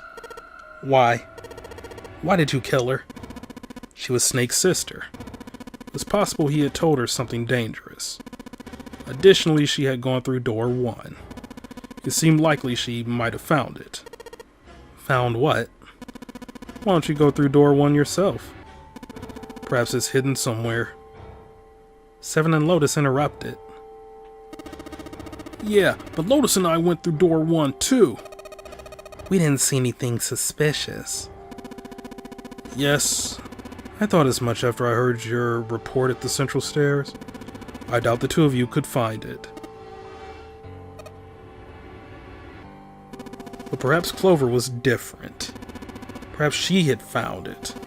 I was therefore desperate to find her. And at last I did, in the first-class cabin. I spoke very calmly. Did you see it? See what? Don't act as if you don't understand. You were in the captain's quarters, weren't you? Huh? What are you talking about?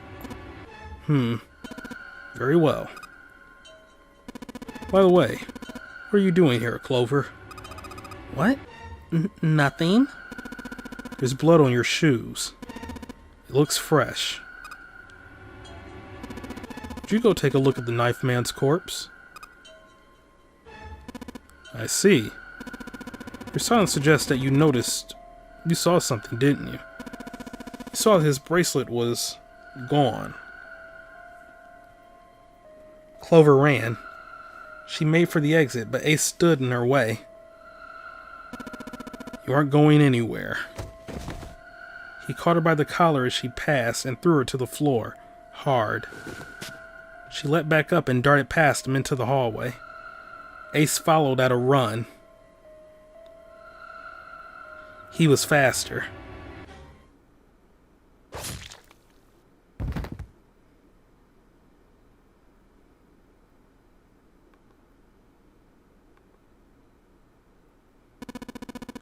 That was how I killed Clover.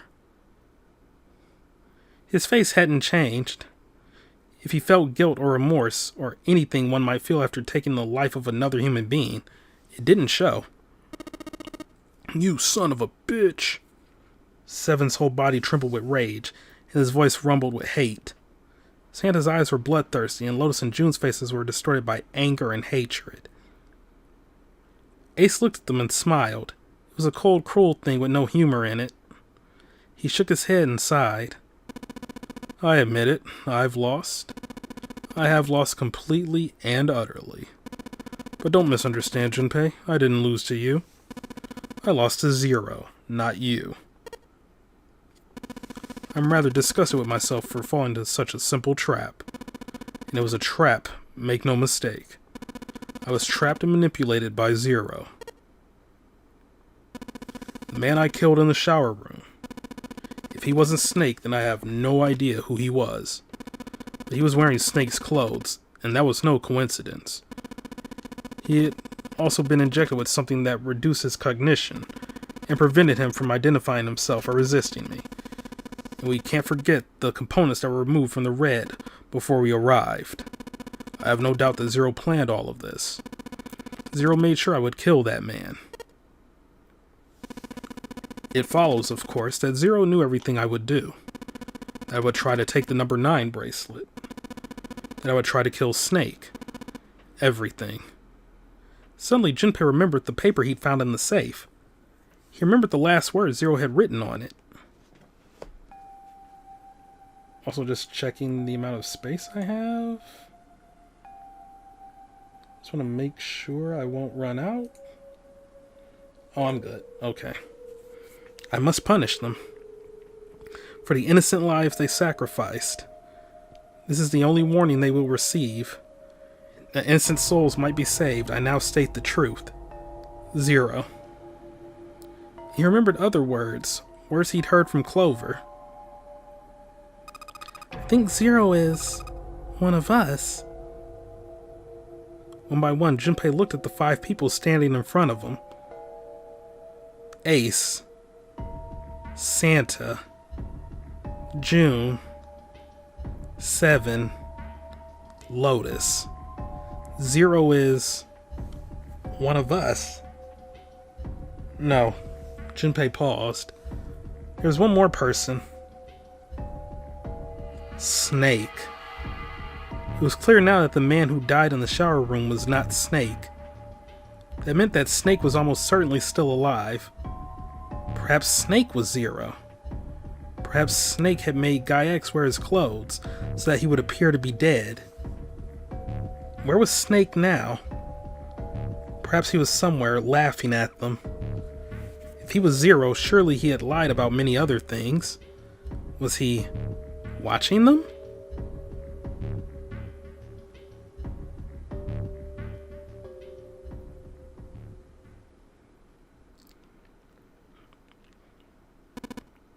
Well, I believe I've finished with my confession. Why don't we get moving? He sounded as if he'd just finished doing nothing more exciting than describing the weather. For Santa, it was the last straw. What the hell is this shit? You aren't going anywhere, you son of a bitch. We're gonna leave your ass here to rot. Why? Because I killed Clover? That's ridiculous. Why are you so upset that I killed the little bitch?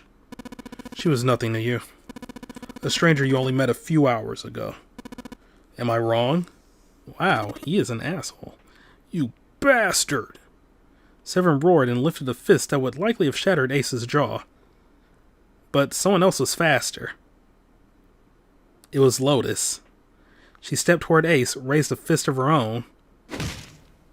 Get him, Queen! And drove it straight into his nose. Huh. You got some fire, don't you? I confess I rather like a tough woman. He sniffed and wiped a small trickle of blood from his nose with a raised eyebrow. Well, maybe you'd like another one then?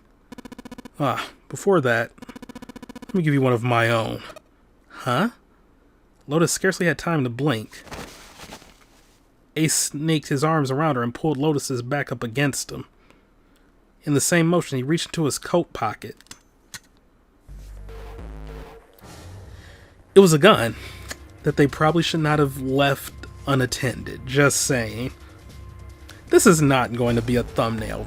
It's just everything YouTube hates right now. You know, cleavage, gun. It's just, no. The revolver. Almost lazily, he tilted it to point at Lotus's head. If any of you so much as blink, I won't hesitate to pull this trigger. I've already killed 2. No, 3 people. Don't think I'm not ready to make it 4. 3 people? What do you mean? Very well. Let me take this opportunity to illuminate you. person who killed the ninth man was me.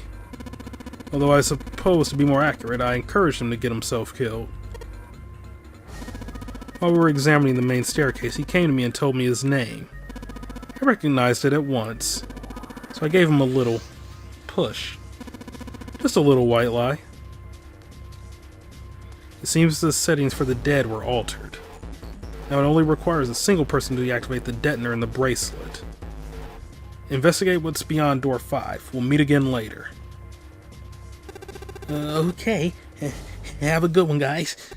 I'm going off ahead now. I forgot the voice I gave him. It has been so long. He was so inconsequential. Well then. Shit. Why isn't it stopping? God damn it. You lied. Open the door. Please. I'm begging you. Help me. Please get me out of here. Get me out of here. Oh my god. Oh my god, there's no time left. Listen, I was lied to. He lied to me. He put me in here. It was him. He killed me. It was him. Yeah.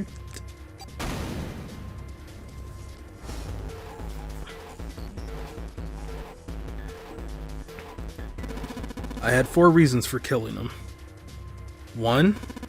As I said before, the nonary game, the number 9 bracelet is of utmost importance. If I had allowed him to keep such a useful tool, he, or it, would have become a threat to me. As such, I decided that he should be eliminated early on. 2. I wanted the number 9 bracelet. If I could manage to obtain it, I would be able to manipulate the game as I saw fit. I would be unable to acquire the bracelet unless its owner was dead. 3. Even setting aside his murder, he would have been nothing but trouble for me. He was aware of my past. He knew what happened here 9 years ago. It was important that I eliminate him before he was able to disseminate this information. Number 4. Lastly, I wish to conduct a simple test. A test to see if this nonary game was serious or a poor attempt at a joke. I needed to be quite sure. As such, I encouraged him to act against the rules so that I might observe the outcome. Junpei glared at him. I don't get your third motive. What the hell happened 9 years ago? Didn't I say? The nonary game was played. I planned it out and I conducted its execution. Why? What on earth was it supposed to do? I don't really think I have any obligation to tell you that. Ace smirked. He was trying to provoke them, and it was working. Although Ace had paid very little attention to Lotus after catching her, the gun had never wavered from her temple. She looked quite pale, and when she spoke, her voice shook. Hey, what's with this gun? Where did he get this? Why don't you tell her, Santa? Santa ground his teeth and glared at Ace.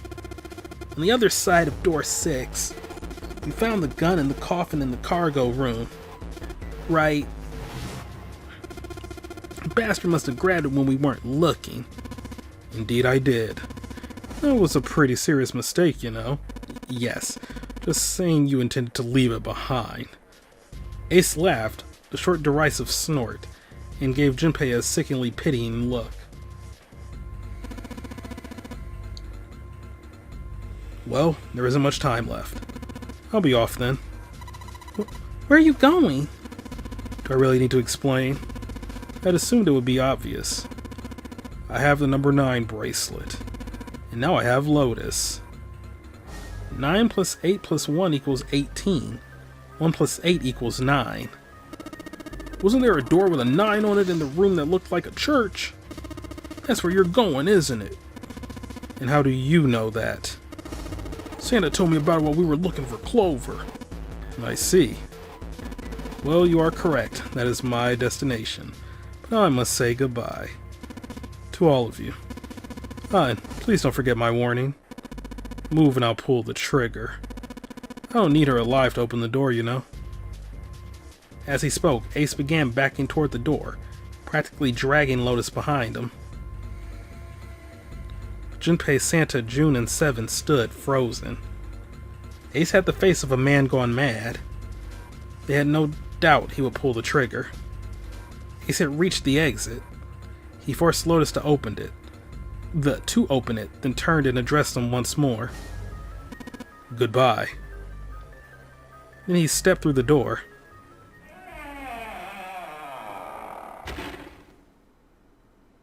It fell shut. In the blink of an eye, they were gone. As soon as Ace and Lotus were gone, Junpei and the others leapt for the door in pursuit of Ace. But as Junpei laid his hand on the doorknob, there was a noise behind him. He looked over his shoulder. June was kneeling on the floor, breathing heavily. Hey! June, what happened? Are you alright? Santa ran to June and wrapped his arm around her before she could collapse all the way. Jesus, you're burning up. Your fever's back. Are you okay? June's fever had returned again, for no apparent reason.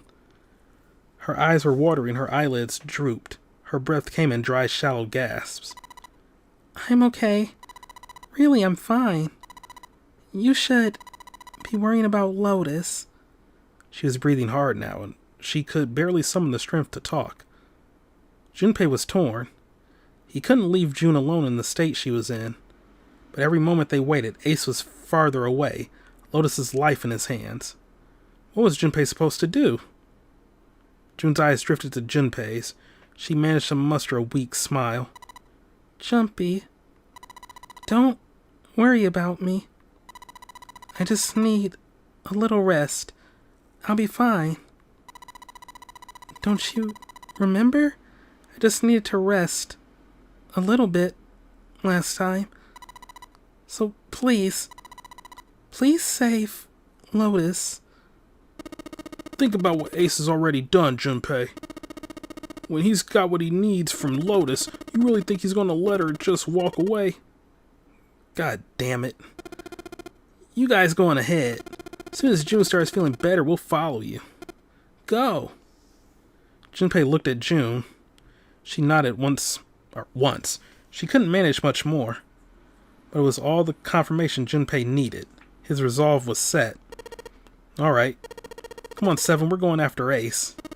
Hell yeah. Santa, you take good care of June. I'm trusting you. Santa nodded. Junpei turned before he had a chance to change his mind and started running toward the door. He could hear Seven's heavy footsteps behind him. Let's go. Junpei and Seven exploded into the hallway, their feet pounding the metal floor as they ran.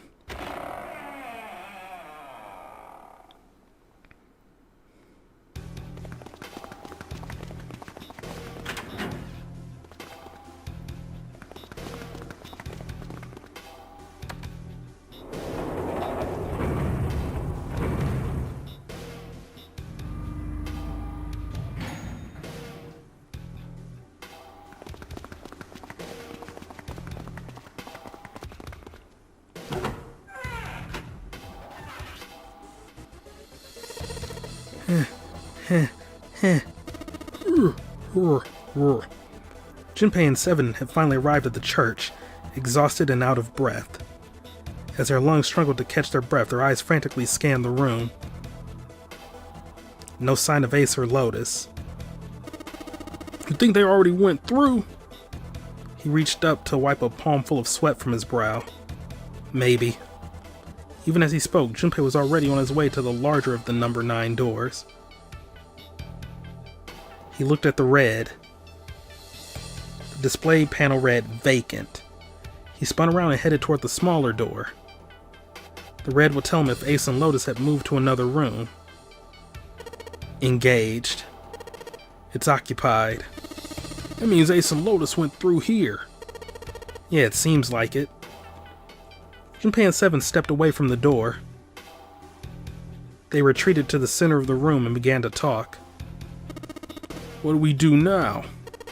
Yeah, what should we do? Well, the big door is still vacant, but the two of us can't do anything with it. Yeah. First of all, our digital route is not 9. Oh, it was 7 saying all that, okay. Just then as they were pondering what to do next, there was a noise. A noise like someone hitting a thick wooden panel. Junpei looked up, surprised. Seven followed suit, his eyes jumping around the room looking for the source of the sound. It wasn't long before they found the altar. Or more precisely, what was on it. The coffin. Yeah. Let's open it. How? By force. I don't think that's gonna happen. Well, you never know till you try, right? The only necessity for success is the willingness to suffer 1,000 failures. Who said that? I forget. Anyway, we've got to try. Junpei and Seven leapt at the coffin. They grabbed hold of what purchase they could find and pulled. Hurt. Damn it. See, didn't I tell you? If you could just pull it open, why would it have something like that? Seven pointed at a keypad on the side of the coffin. Right. So unless I put in the right passcode, it's not going to open. The noise hadn't stopped. In fact, as it continued, it had only gotten louder and more forceful. What were they supposed to do? Junpei wondered. Was there some sort of clue somewhere?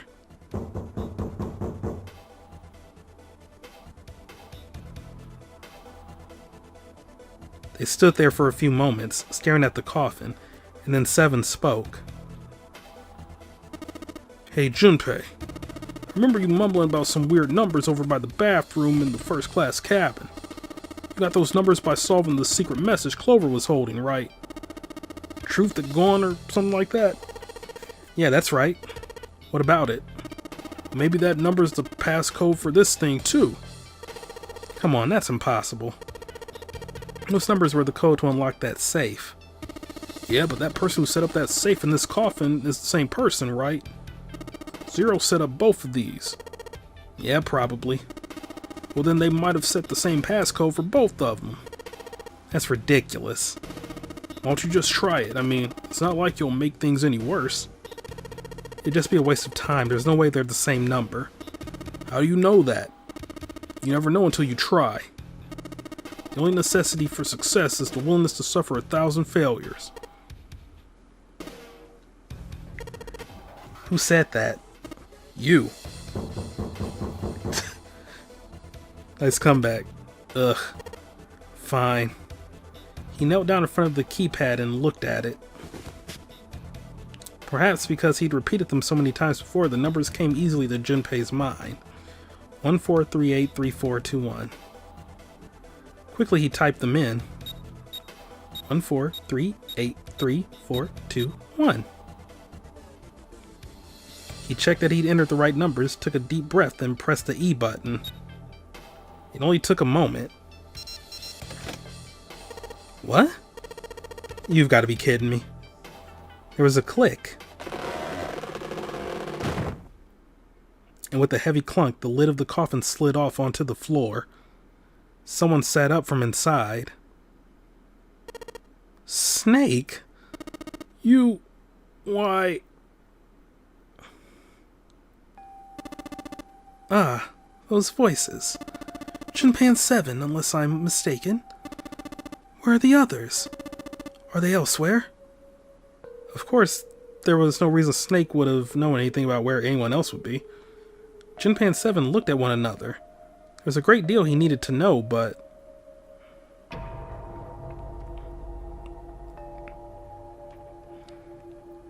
They had to tell him something, however, so they began to talk.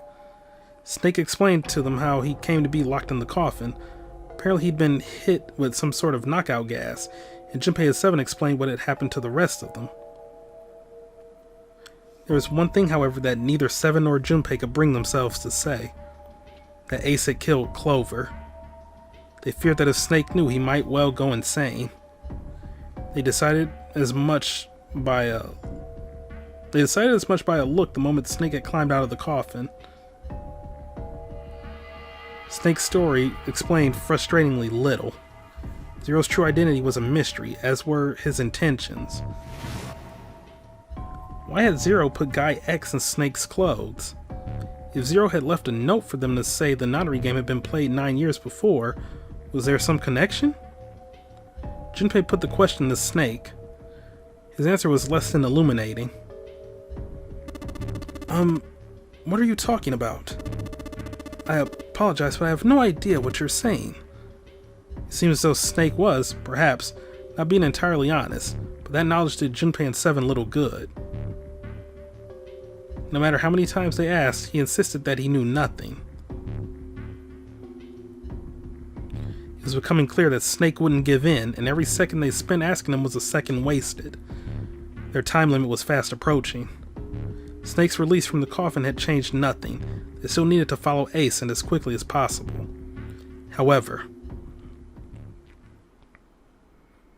they stood in silence, the overpowering atmosphere of the chapel almost stifling. Junpei, Seven, and Snake simply stood at a loss for what they should do next.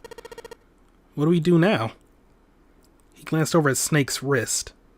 Sure enough, he could see the 2 on the bracelet on Snake's wrist. The 3 of us can't make a digital root of 9. Yeah, we just get 5. We're stuck here then. Oh. Hey, I just remembered something. Seven began patting his pockets as if he were checking to see if any of them had anything. What? What is it? I found something earlier. What did you find? This? He finally found the pocket he wanted, and his hand dove into it. Seven pulled out something round and metal. A bracelet. There was no mistaking the number glowing at them from the face like a cartoon eye. 0. Zero's bracelet. What the hell? Are you saying that 7 has the number 0 bracelet? Yeah. Where did you get that? Snake's question was innocent enough, but if he learned the truth, if he'd been able to see, he would have noticed Seven look away. Clover gave it to me. She did? Yeah. How did she come by it? Well, she found it, see? On the other side of door 1, A deck in the captain's quarters. She asked me to hold on to it because it was too big and bulky for her to be lugging around. It's not that big. It was a lie, and Junpei knew it.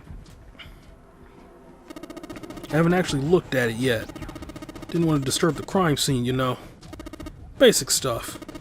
But I did borrow one thing.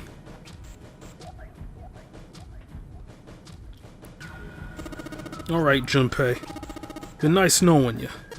What? What? 7 plus 2 plus 0 equals 9. Come on, man, I'm just kidding. Still, just in case, I want to make sure the 0 bracelet gets picked up by the red. Snake, give me a hand, alright? Without waiting for a response, he started walking toward the door. Junpei and Snake followed him quietly. Before long, they found themselves in front of the larger of the 2 doors. Seven and Snake put their palms on the red. Once they'd done that, Seven put the number 0 bracelet on the scanner panel as well.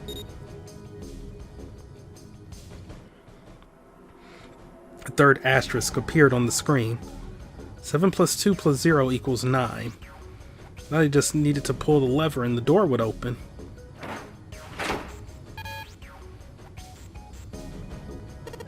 Huh?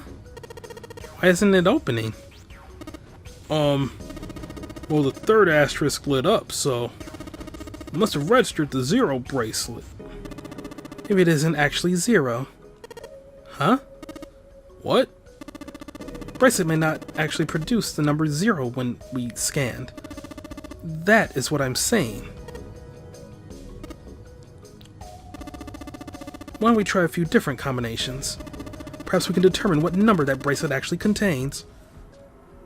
Junpei nodded. He decided to use the following combination. Snake and Junpei would be 7. Junpei 7 in the bracelet. 12. Then all of them. 7 plus 2 equals 9 plus 5, 14. Snake plus Junpei plus 7 plus the mysterious bracelet. Snake plus Junpei, oh my god, Junpei plus 7 equals 2 plus 5 plus 7 equals 14. 1 plus 4 equals 5. If that combination worked, then the mysterious bracelet's number was 4. However,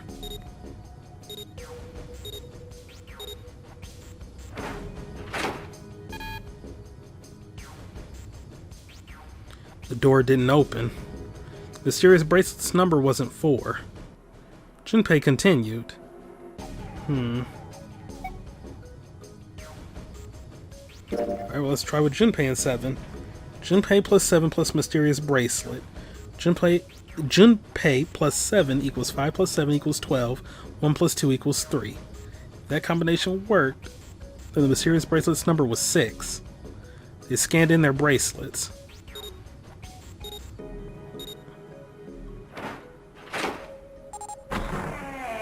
Oh. Huh. It opened. Yes, so it would seem. 7 clearly hadn't thought their experimentation would produce anything useful and looked rather confused. Snake was, as usual, calm and smug. The door slid closed. Junpei's forehead furrowed as he thought. It meant the number for the mysterious bracelet was 6. 5 plus 7 plus 6 equals 18. 1 plus 8 equals 9. But how could it be 6? The display on the bracelet clearly showed a 0. Suddenly, from somewhere far beneath them, they heard the creak and groan of tearing metal. With it came the sound of water pouring into parts of the ship that had, until recently, been dry. Oh man, that's not good. I guess our time's just about up, huh? At any rate, we now know that the door can be opened. Let's go. But, Snake, are you sure? Yeah. You know that only Junpei and I can go through this way. You needn't worry. I have a solution to this problem. My last resort. But if now is not the time for last resorts, then when? Last resort?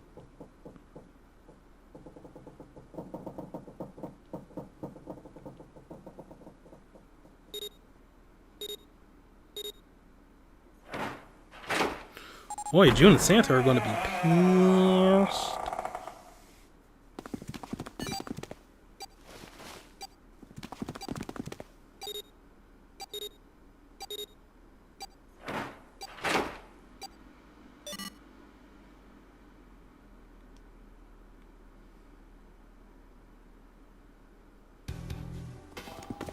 Junpei 7 and Santa ran full... Not Santa, Snake.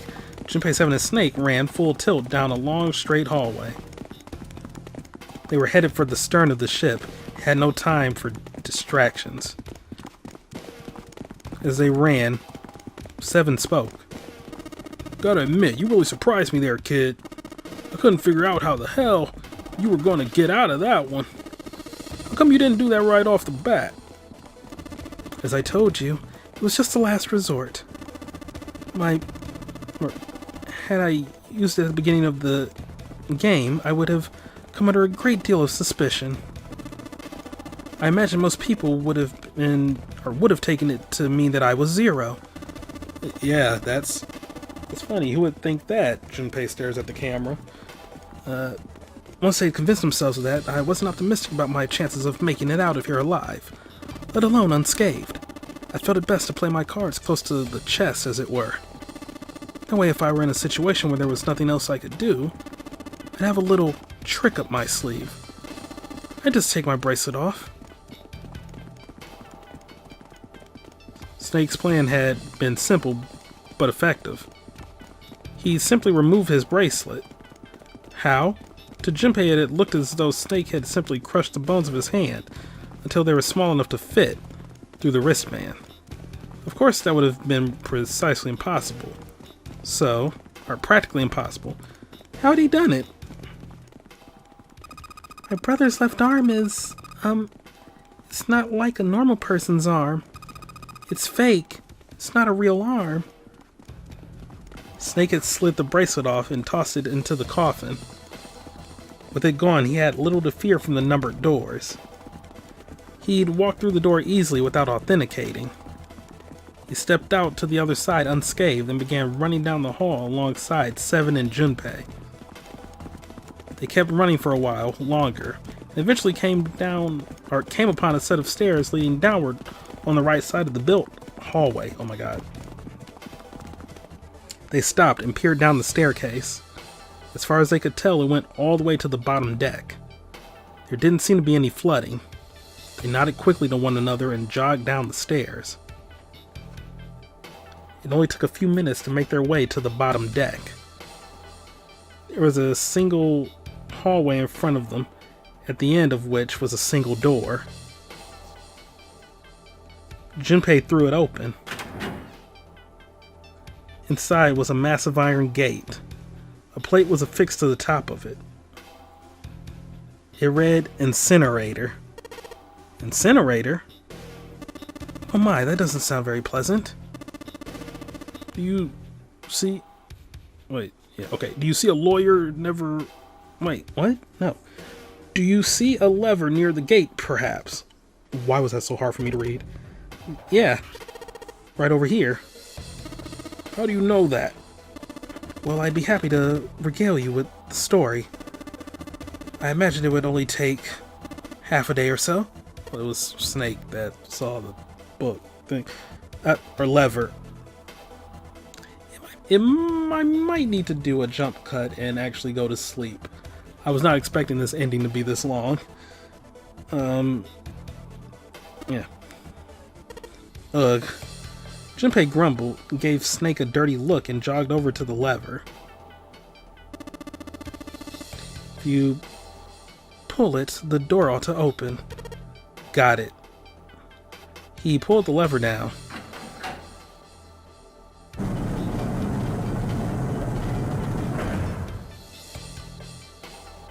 With the rumble of an ancient motor, the door opened.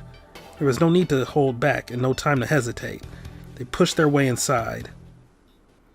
Standing in front of them were Ace and Lotus. Ace still had the revolver in his hand. It was still pressed hard against Lotus's temple. A small dark bruise had begun to form near the tip.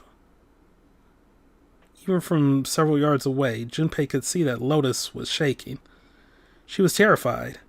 But perhaps more interesting was what Junpei saw behind them. 9. Another number 9 door. But why? Why was there another one? The door stopped Junpei in his tracks. It simply shouldn't have been there. As his brain finally beginning to consider why, the whine of a warning klaxon filled the air, drowning out any thought. Warning. Warning. Emergency incineration command has been acknowledged.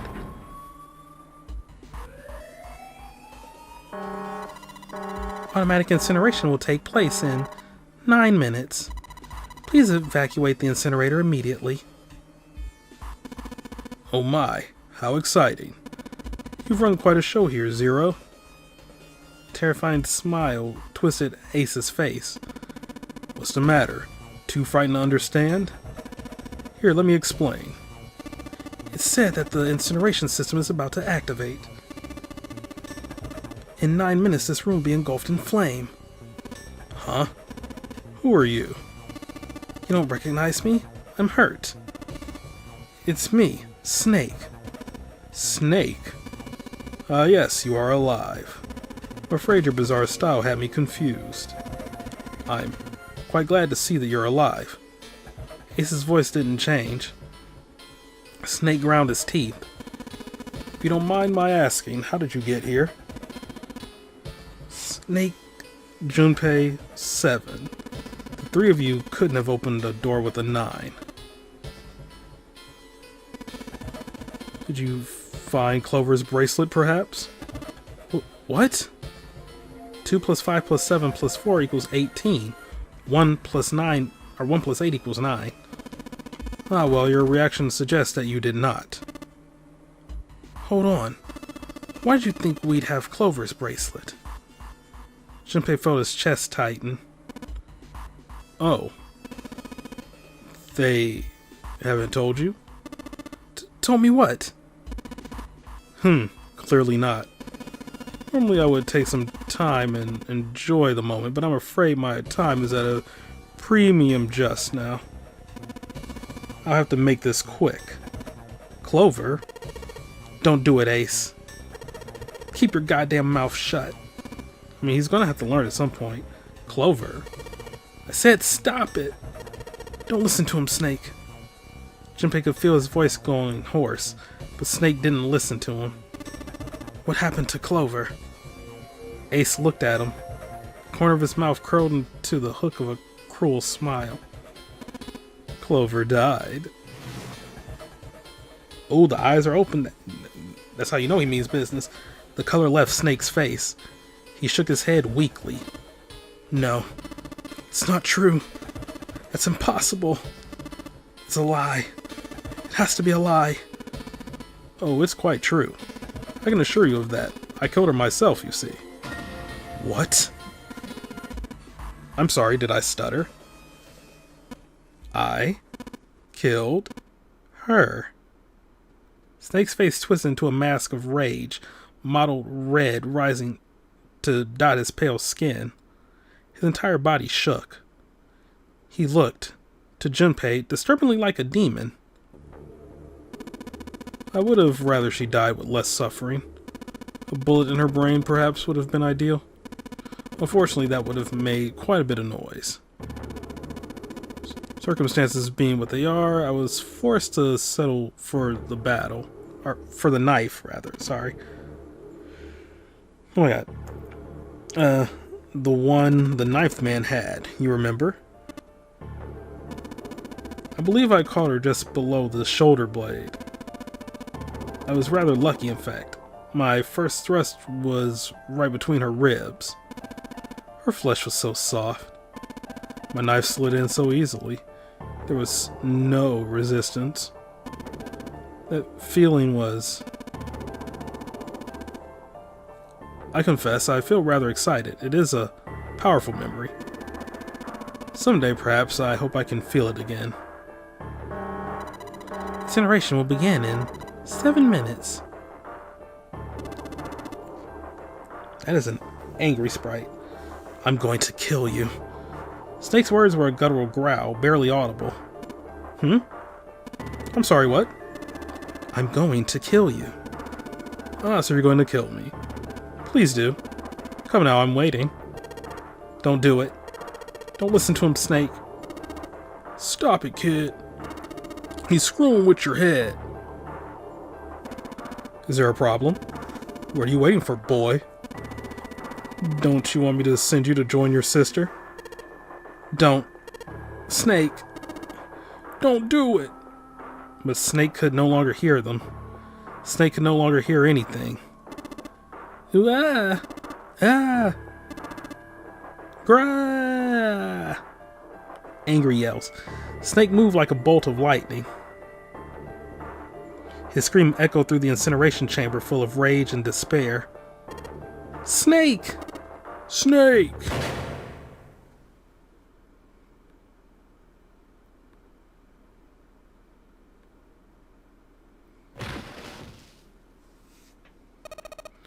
Yeah. Another scream filled the room. It was Lotus. She ran across the room toward Junpei, her eyes wide with terror. Snake's ill-fated attack had loosened Ace's grip on her, and she'd made a run for it. She reached Seven and Junpei and ducked behind them. Junpei could feel her fingers on his arm, tight enough to be painful, keeping him between her and Ace. Incineration will begin in 5 minutes. Give me the woman. He raised the gun. I need her. Without her bracelet, I will be unable to open the door. 1 plus 8 plus 9 equals 18. 1 plus 8 equals 9. Quickly now. I don't have time for your shenanigans. In the center of the room, Snake's body lay eerily still. He looked like a human larva, prone and vulnerable on the floor. I see. It would seem I have no choice. The rest of you must die as well. Fortunately, I have 5 bullets left. 1 for Junpei, another for Lotus, and the last 3 for that lump of idiotic man you call 7. I will take Lotus's body with me and leave this room. Incineration will begin in 4 minutes. Well, it looks as though our time together is at an end. I rather enjoyed playing with you. Goodbye.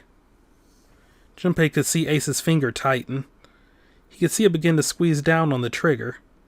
His body tensed, preparing for the catastrophic impact of hot lead against human flesh. Then it happened. Snake stood up. What? No, that's impossible. For the first time, Ace's composure broke. With obvious effort, Snake lunged forward, 1 step closer to Ace. Then another. He looked for all the world like a zombie. I'll kill you. I'll kill you. His voice was the mournful wailing of the undead. Stay away from me. Get back. Stop. If you come any closer, I'll... Get away from me. Little by little, Ace was retreating. Snake didn't stop. He continued his stiff, inexorable approach, his eyes twin pools of pure fury. Listen to me. I said don't come any closer. Shit. You bastard.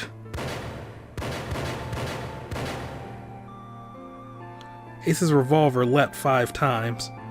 5 times the air in the incinerator was split by the crack of a bullet. Snake's body twitched as 5 clouds of blood and torn flesh leapt into the air across his body. A fine pink mist drifted from his body and disappeared. Snake made a strange sort of choking cough. And then his strength was gone. His legs crumpled and his broken and battered body slid to the floor. Incineration will begin in 3 minutes. Also doing another space check because I was not thinking this was going to go this long. Okay. 5 more gigs worth, alright. But Snake wasn't done. Even as the pool of blood beneath him grew, he began to move. He half crawled, half slid toward Ace. One bloody arm wrapped itself around Ace's leg, and the other gripped his thigh with strength that should have been long gone. I mean, rigor mortis, you know. You son of a bitch, you're a monster. Get off of me. Let me go. Damn you. He kicked at Snake with his free leg, driving his foot into Snake's face, his arm, his shoulder. It made no difference. Snake refused to release him. Once a snake has ensnared its prey, rarely does it release it. Hurt. This is it, Ace. We're going to burn to death together. What? Incineration will begin in 2 minutes. Ah! Damn you! Get off. Let me go, you monster. Okay. Look, think about it this way.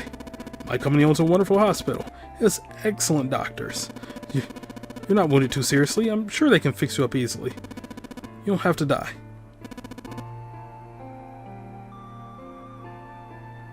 You can be saved. Just let me go. Haha. Pathetic. Begging for your life.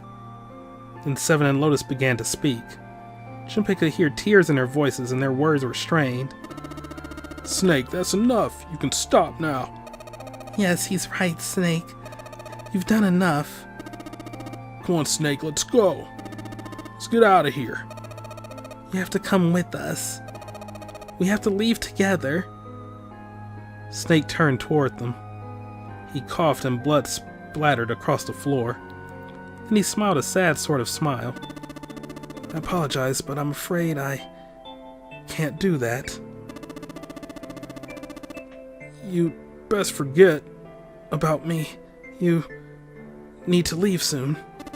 I'm going to take him with me. Shut up. Be quiet. I couldn't save Clover. My sister died because of me. Perhaps this will begin to atone for that. Perhaps in the afterlife she can forgive me. Now go. Go now. You have to go. Incineration will begin in 1 minute. God damn it. Shit. We're out of time. We have to go. Seven ran toward the exit. Lotus followed him. But Junpei couldn't move. There were white lines down Snake's cheeks where his tears had washed the blood away. He was broken, body and soul, and Junpei felt as though half of his own heart had been torn out. His eyes stung, and he tried desperately to swallow to clear the lump in his throat. Junpei, what are you doing? You have to get out of here now. Junpei's chest tightened, pulled taut by anger, misery, and a cold feeling of emptiness. Pure emotion surged through his heart alongside the torrent of blood. He could feel it building, a tremendous wave growing taller and taller and taller. And then it broke, crashing down with thunderous force onto his shaken, unprepared mind. Snake! Snake! Junpei's rational mind was gone. He was driven by instinct now, and he launched himself across the floor at Snake and Ace. Or he tried to. Wait! Don't be an idiot, Junpei. He felt a hand grab him from behind. It was Seven. Before he had time to react, the larger man had pinned Junpei's arms to his sides and was hauling him bodily back toward the door. No! No! I have to help Snake! Snake! Snake! Get off of me! Let me go! Incineration will begin in 10 seconds. 7, 6. Damn it, I don't have a choice, kid. Don't blame me for this, alright?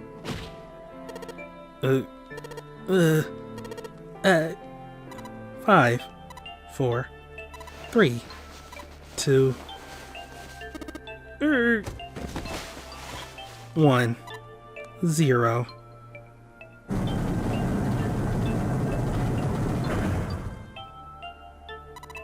Gates 2 and 3 are locked down, beginning incineration. Junpei felt Seven's fist bury itself deep in his stomach, and his legs turned to mush. Seven scooped him up in the same motion and leapt through the door. It slammed shut behind them. Junpei struggled to shaky feet. He glanced over to see Lotus only a short distance away. Junpei ran to the door. There was a small window cut into it. Inside he could see Ace and Snake. Shit! Damn you all! Why me? I don't deserve this! Answer me! Answer me, Zero! Why? Zero! Zero!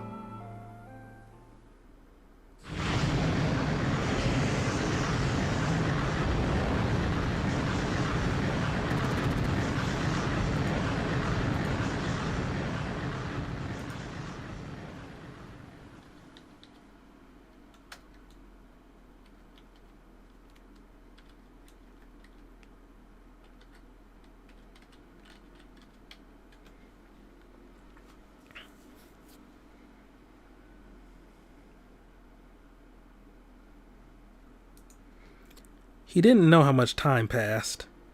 He didn't know how long he stood there in front of the incinerator. Okay, wait, I'm just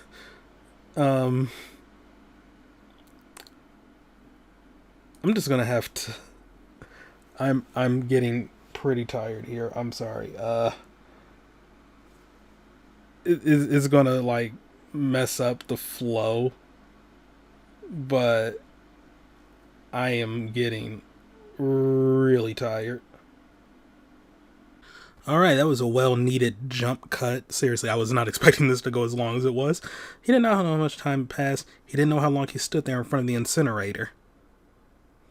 He looked to the side. Lotus's face was ashen. If not for the hand she'd put against the wall, Junpei didn't think she could have stood. Seven looked old and tired, and used. His eyes stared at the floor, seeing nothing. Junpei said nothing. He simply began to walk toward the open door in the hallway they'd come down earlier. Hey! Wait, Junpei. Junpei, where are you going? He blinked when their voices broke the silence. He stopped. You stay here. I'll go get Santa and June. You're gonna bring them here.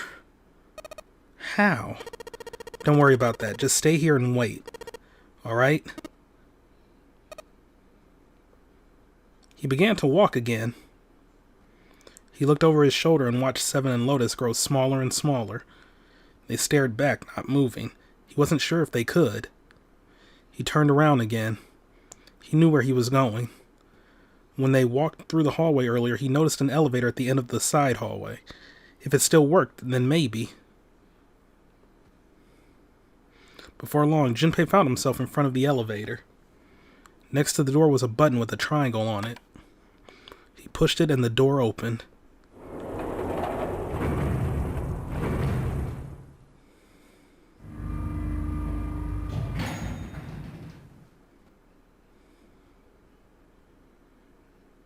Junpei was in the large hospital room. June! Santa! He kept calling and walked to the center of the room.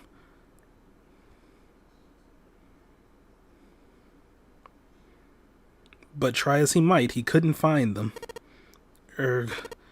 Damn it. Where did they go? Increasingly frustrated and increasingly worried, Junpei left the large hospital room.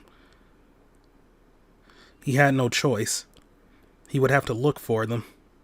Junpei's heart was heavy. He couldn't shake the feeling, but there was a part of him that felt it would be wrong to, even if he could.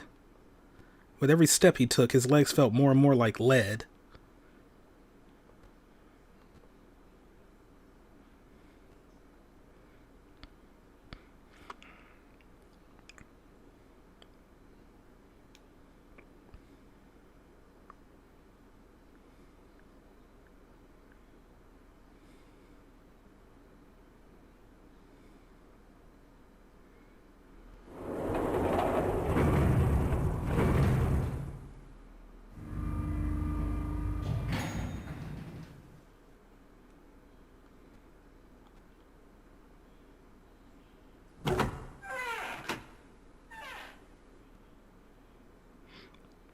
Sometime later, Junpei found himself at the chapel.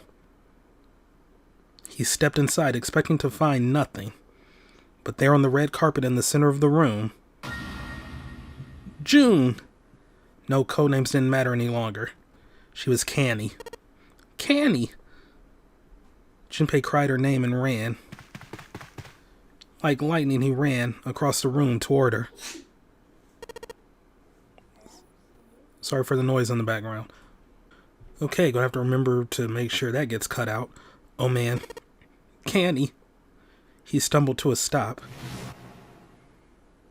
As he looked down at her body, lying so still on the floor, he felt the icy grip of fear upon his heart. She was still. So very still. No, it couldn't be. It was impossible. Slowly, Junpei bent down toward her. His hands shook and he felt very cold and very hot at the same time. He forced himself to look. Her back was moving. Slowly it rose and fell. Relief washed over him. Canny! Junpei reached down and gently, very gently lifted her up. Canny! Canny! Are you alright? Jumpy.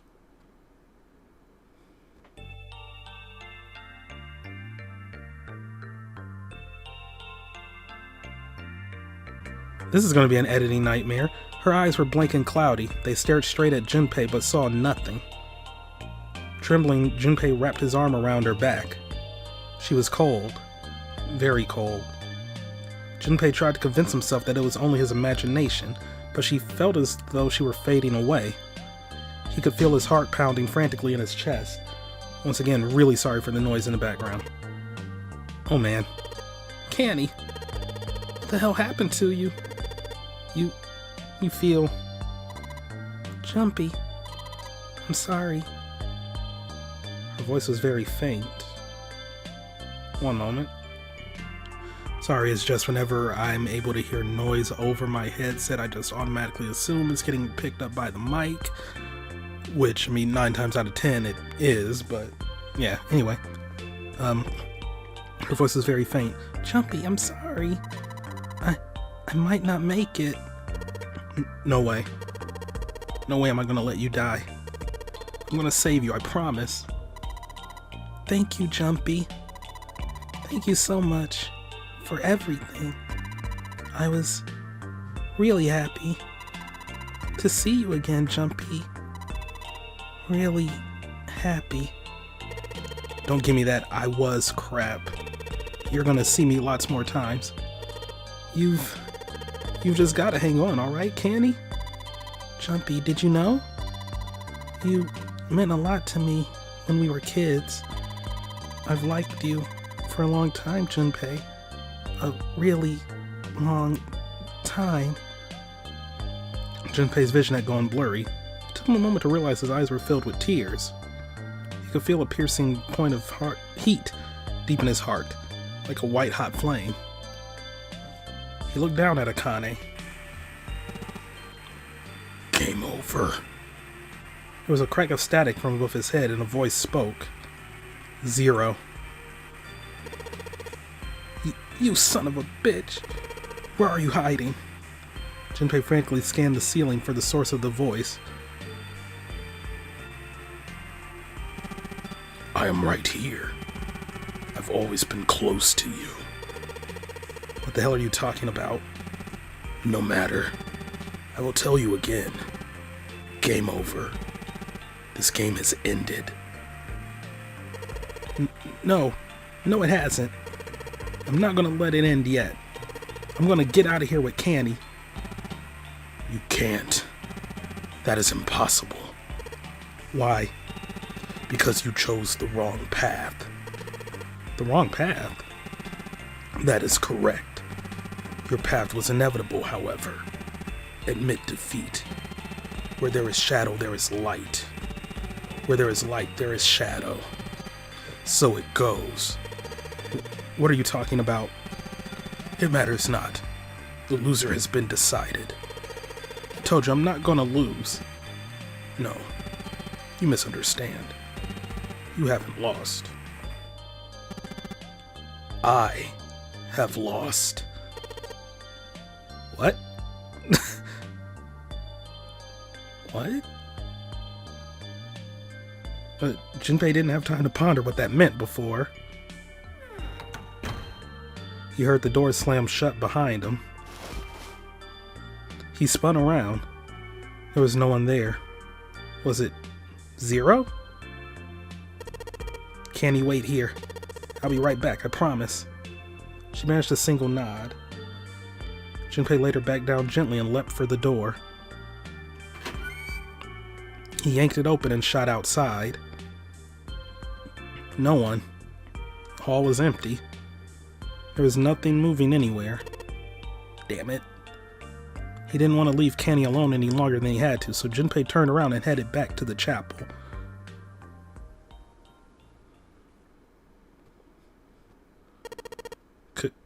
Canny? She wasn't there. She wasn't anywhere.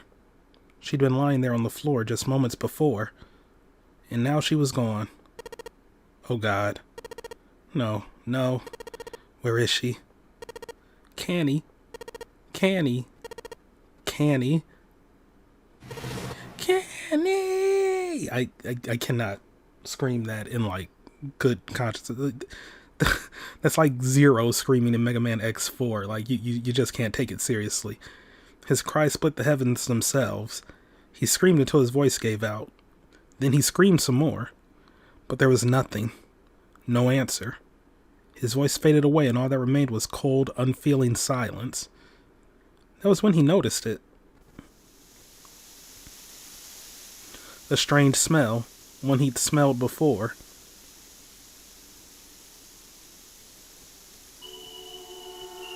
The smell of a peculiar white smoke.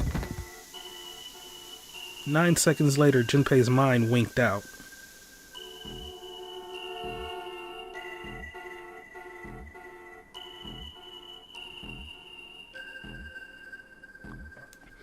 Oh, that's an ending and a half. I don't think I've ever seen it. Parts of that seem familiar to me, but there were other parts that were like, huh, that was a twist I wasn't expecting.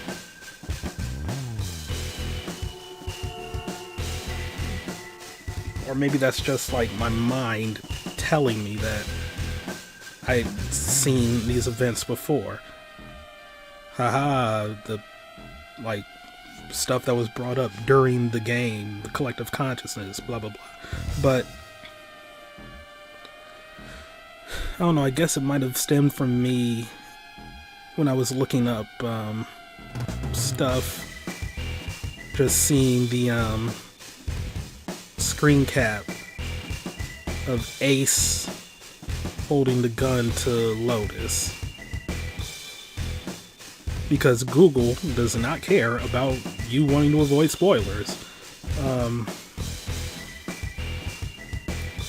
But I mean, in general, the game heavily leads into you distrusting Ace.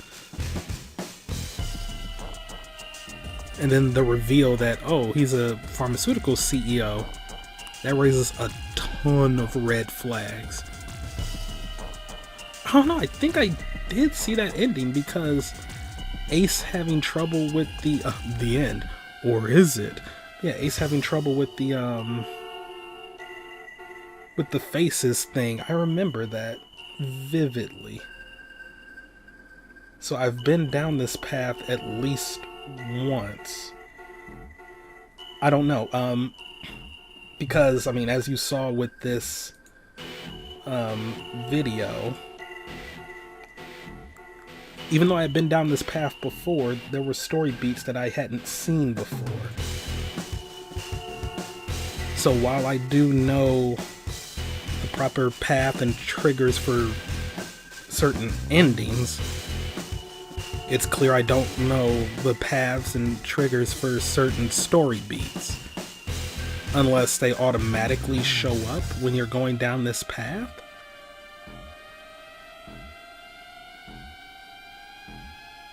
Oh, it just seems weird. Because, I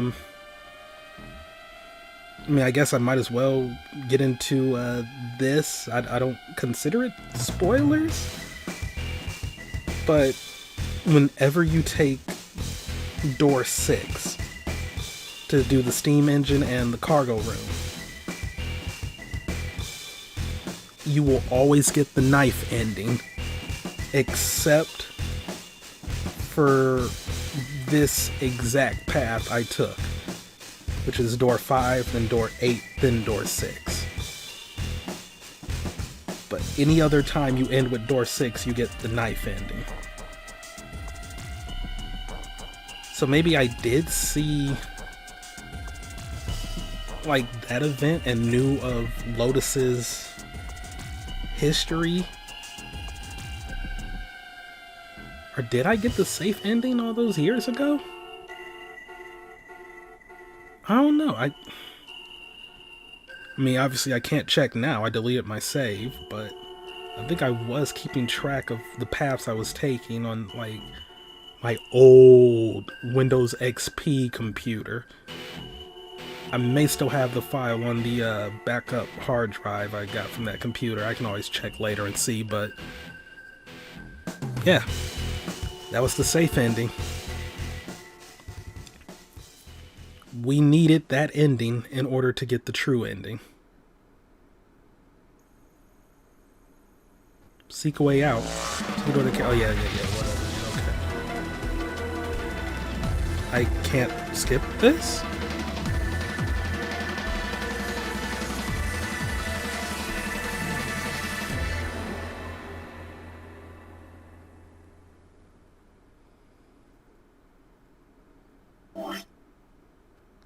Oh, that was interesting. Okay. Yeah, I guess that is the game telling you, like, all right, seek the true ending. But yeah, like, now that we've done all that, we can get to the true ending of the game. Because a lot of stuff has been, whatchamacallit, solved, you know, like, from the knife ending, I believe. Yeah, knife ending. We know what happened to, like, what happened when Ace was like, oh, Lotus, come with me, because he already had the Knife Man's bracelet. Although, like, this kind of alternate timeline thing, I mean, then, you know, that means the Clover wouldn't have killed anyone.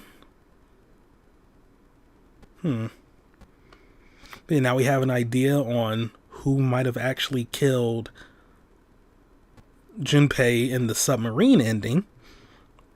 Because, like I said, he only checked the pulse of one person. And the axe ending, I mean, that one's kind of self-explanatory too. You just look at all the hints. But yeah, you know, like, we got all that, but there's still a few questions, like, what did happen to Snake? How did he end up in the coffin? Who was the person that, you know, he switched bodies with? What happened to Seven and Lotus? Because they can't get out. And where did Santa go? Because he was supposed to be with June.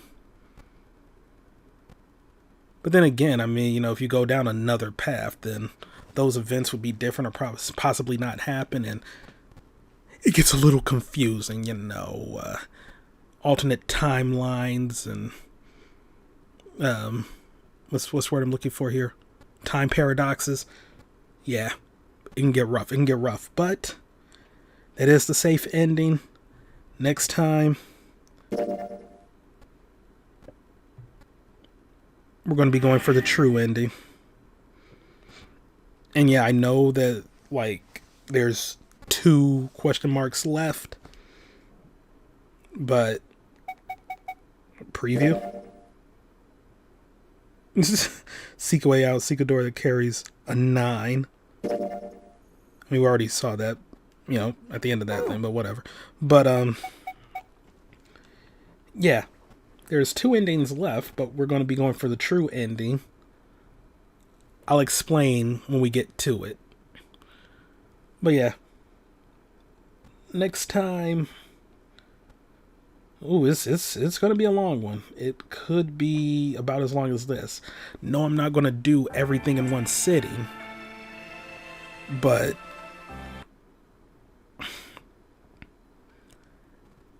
I don't... How can I, like, hype this up without really giving away too much? Well, essentially, I will be mirroring a path I took way back when, with one exception. And you'll see what I mean next time. But yeah, we're just going to be laying the groundwork to get the best, or the true ending. It's gonna be a lot. It's gonna be a lot, but it's gonna be good. So yeah, thank you all for watching. Have a great day, and I'll see you next time for more Let's Play. 9 hours, 9 persons, 9 doors, 1 final ending. Goodbye. Well, I mean, we're not getting the final ending next time. Okay, this is getting awkward and long-winded. I'm out. Goodbye.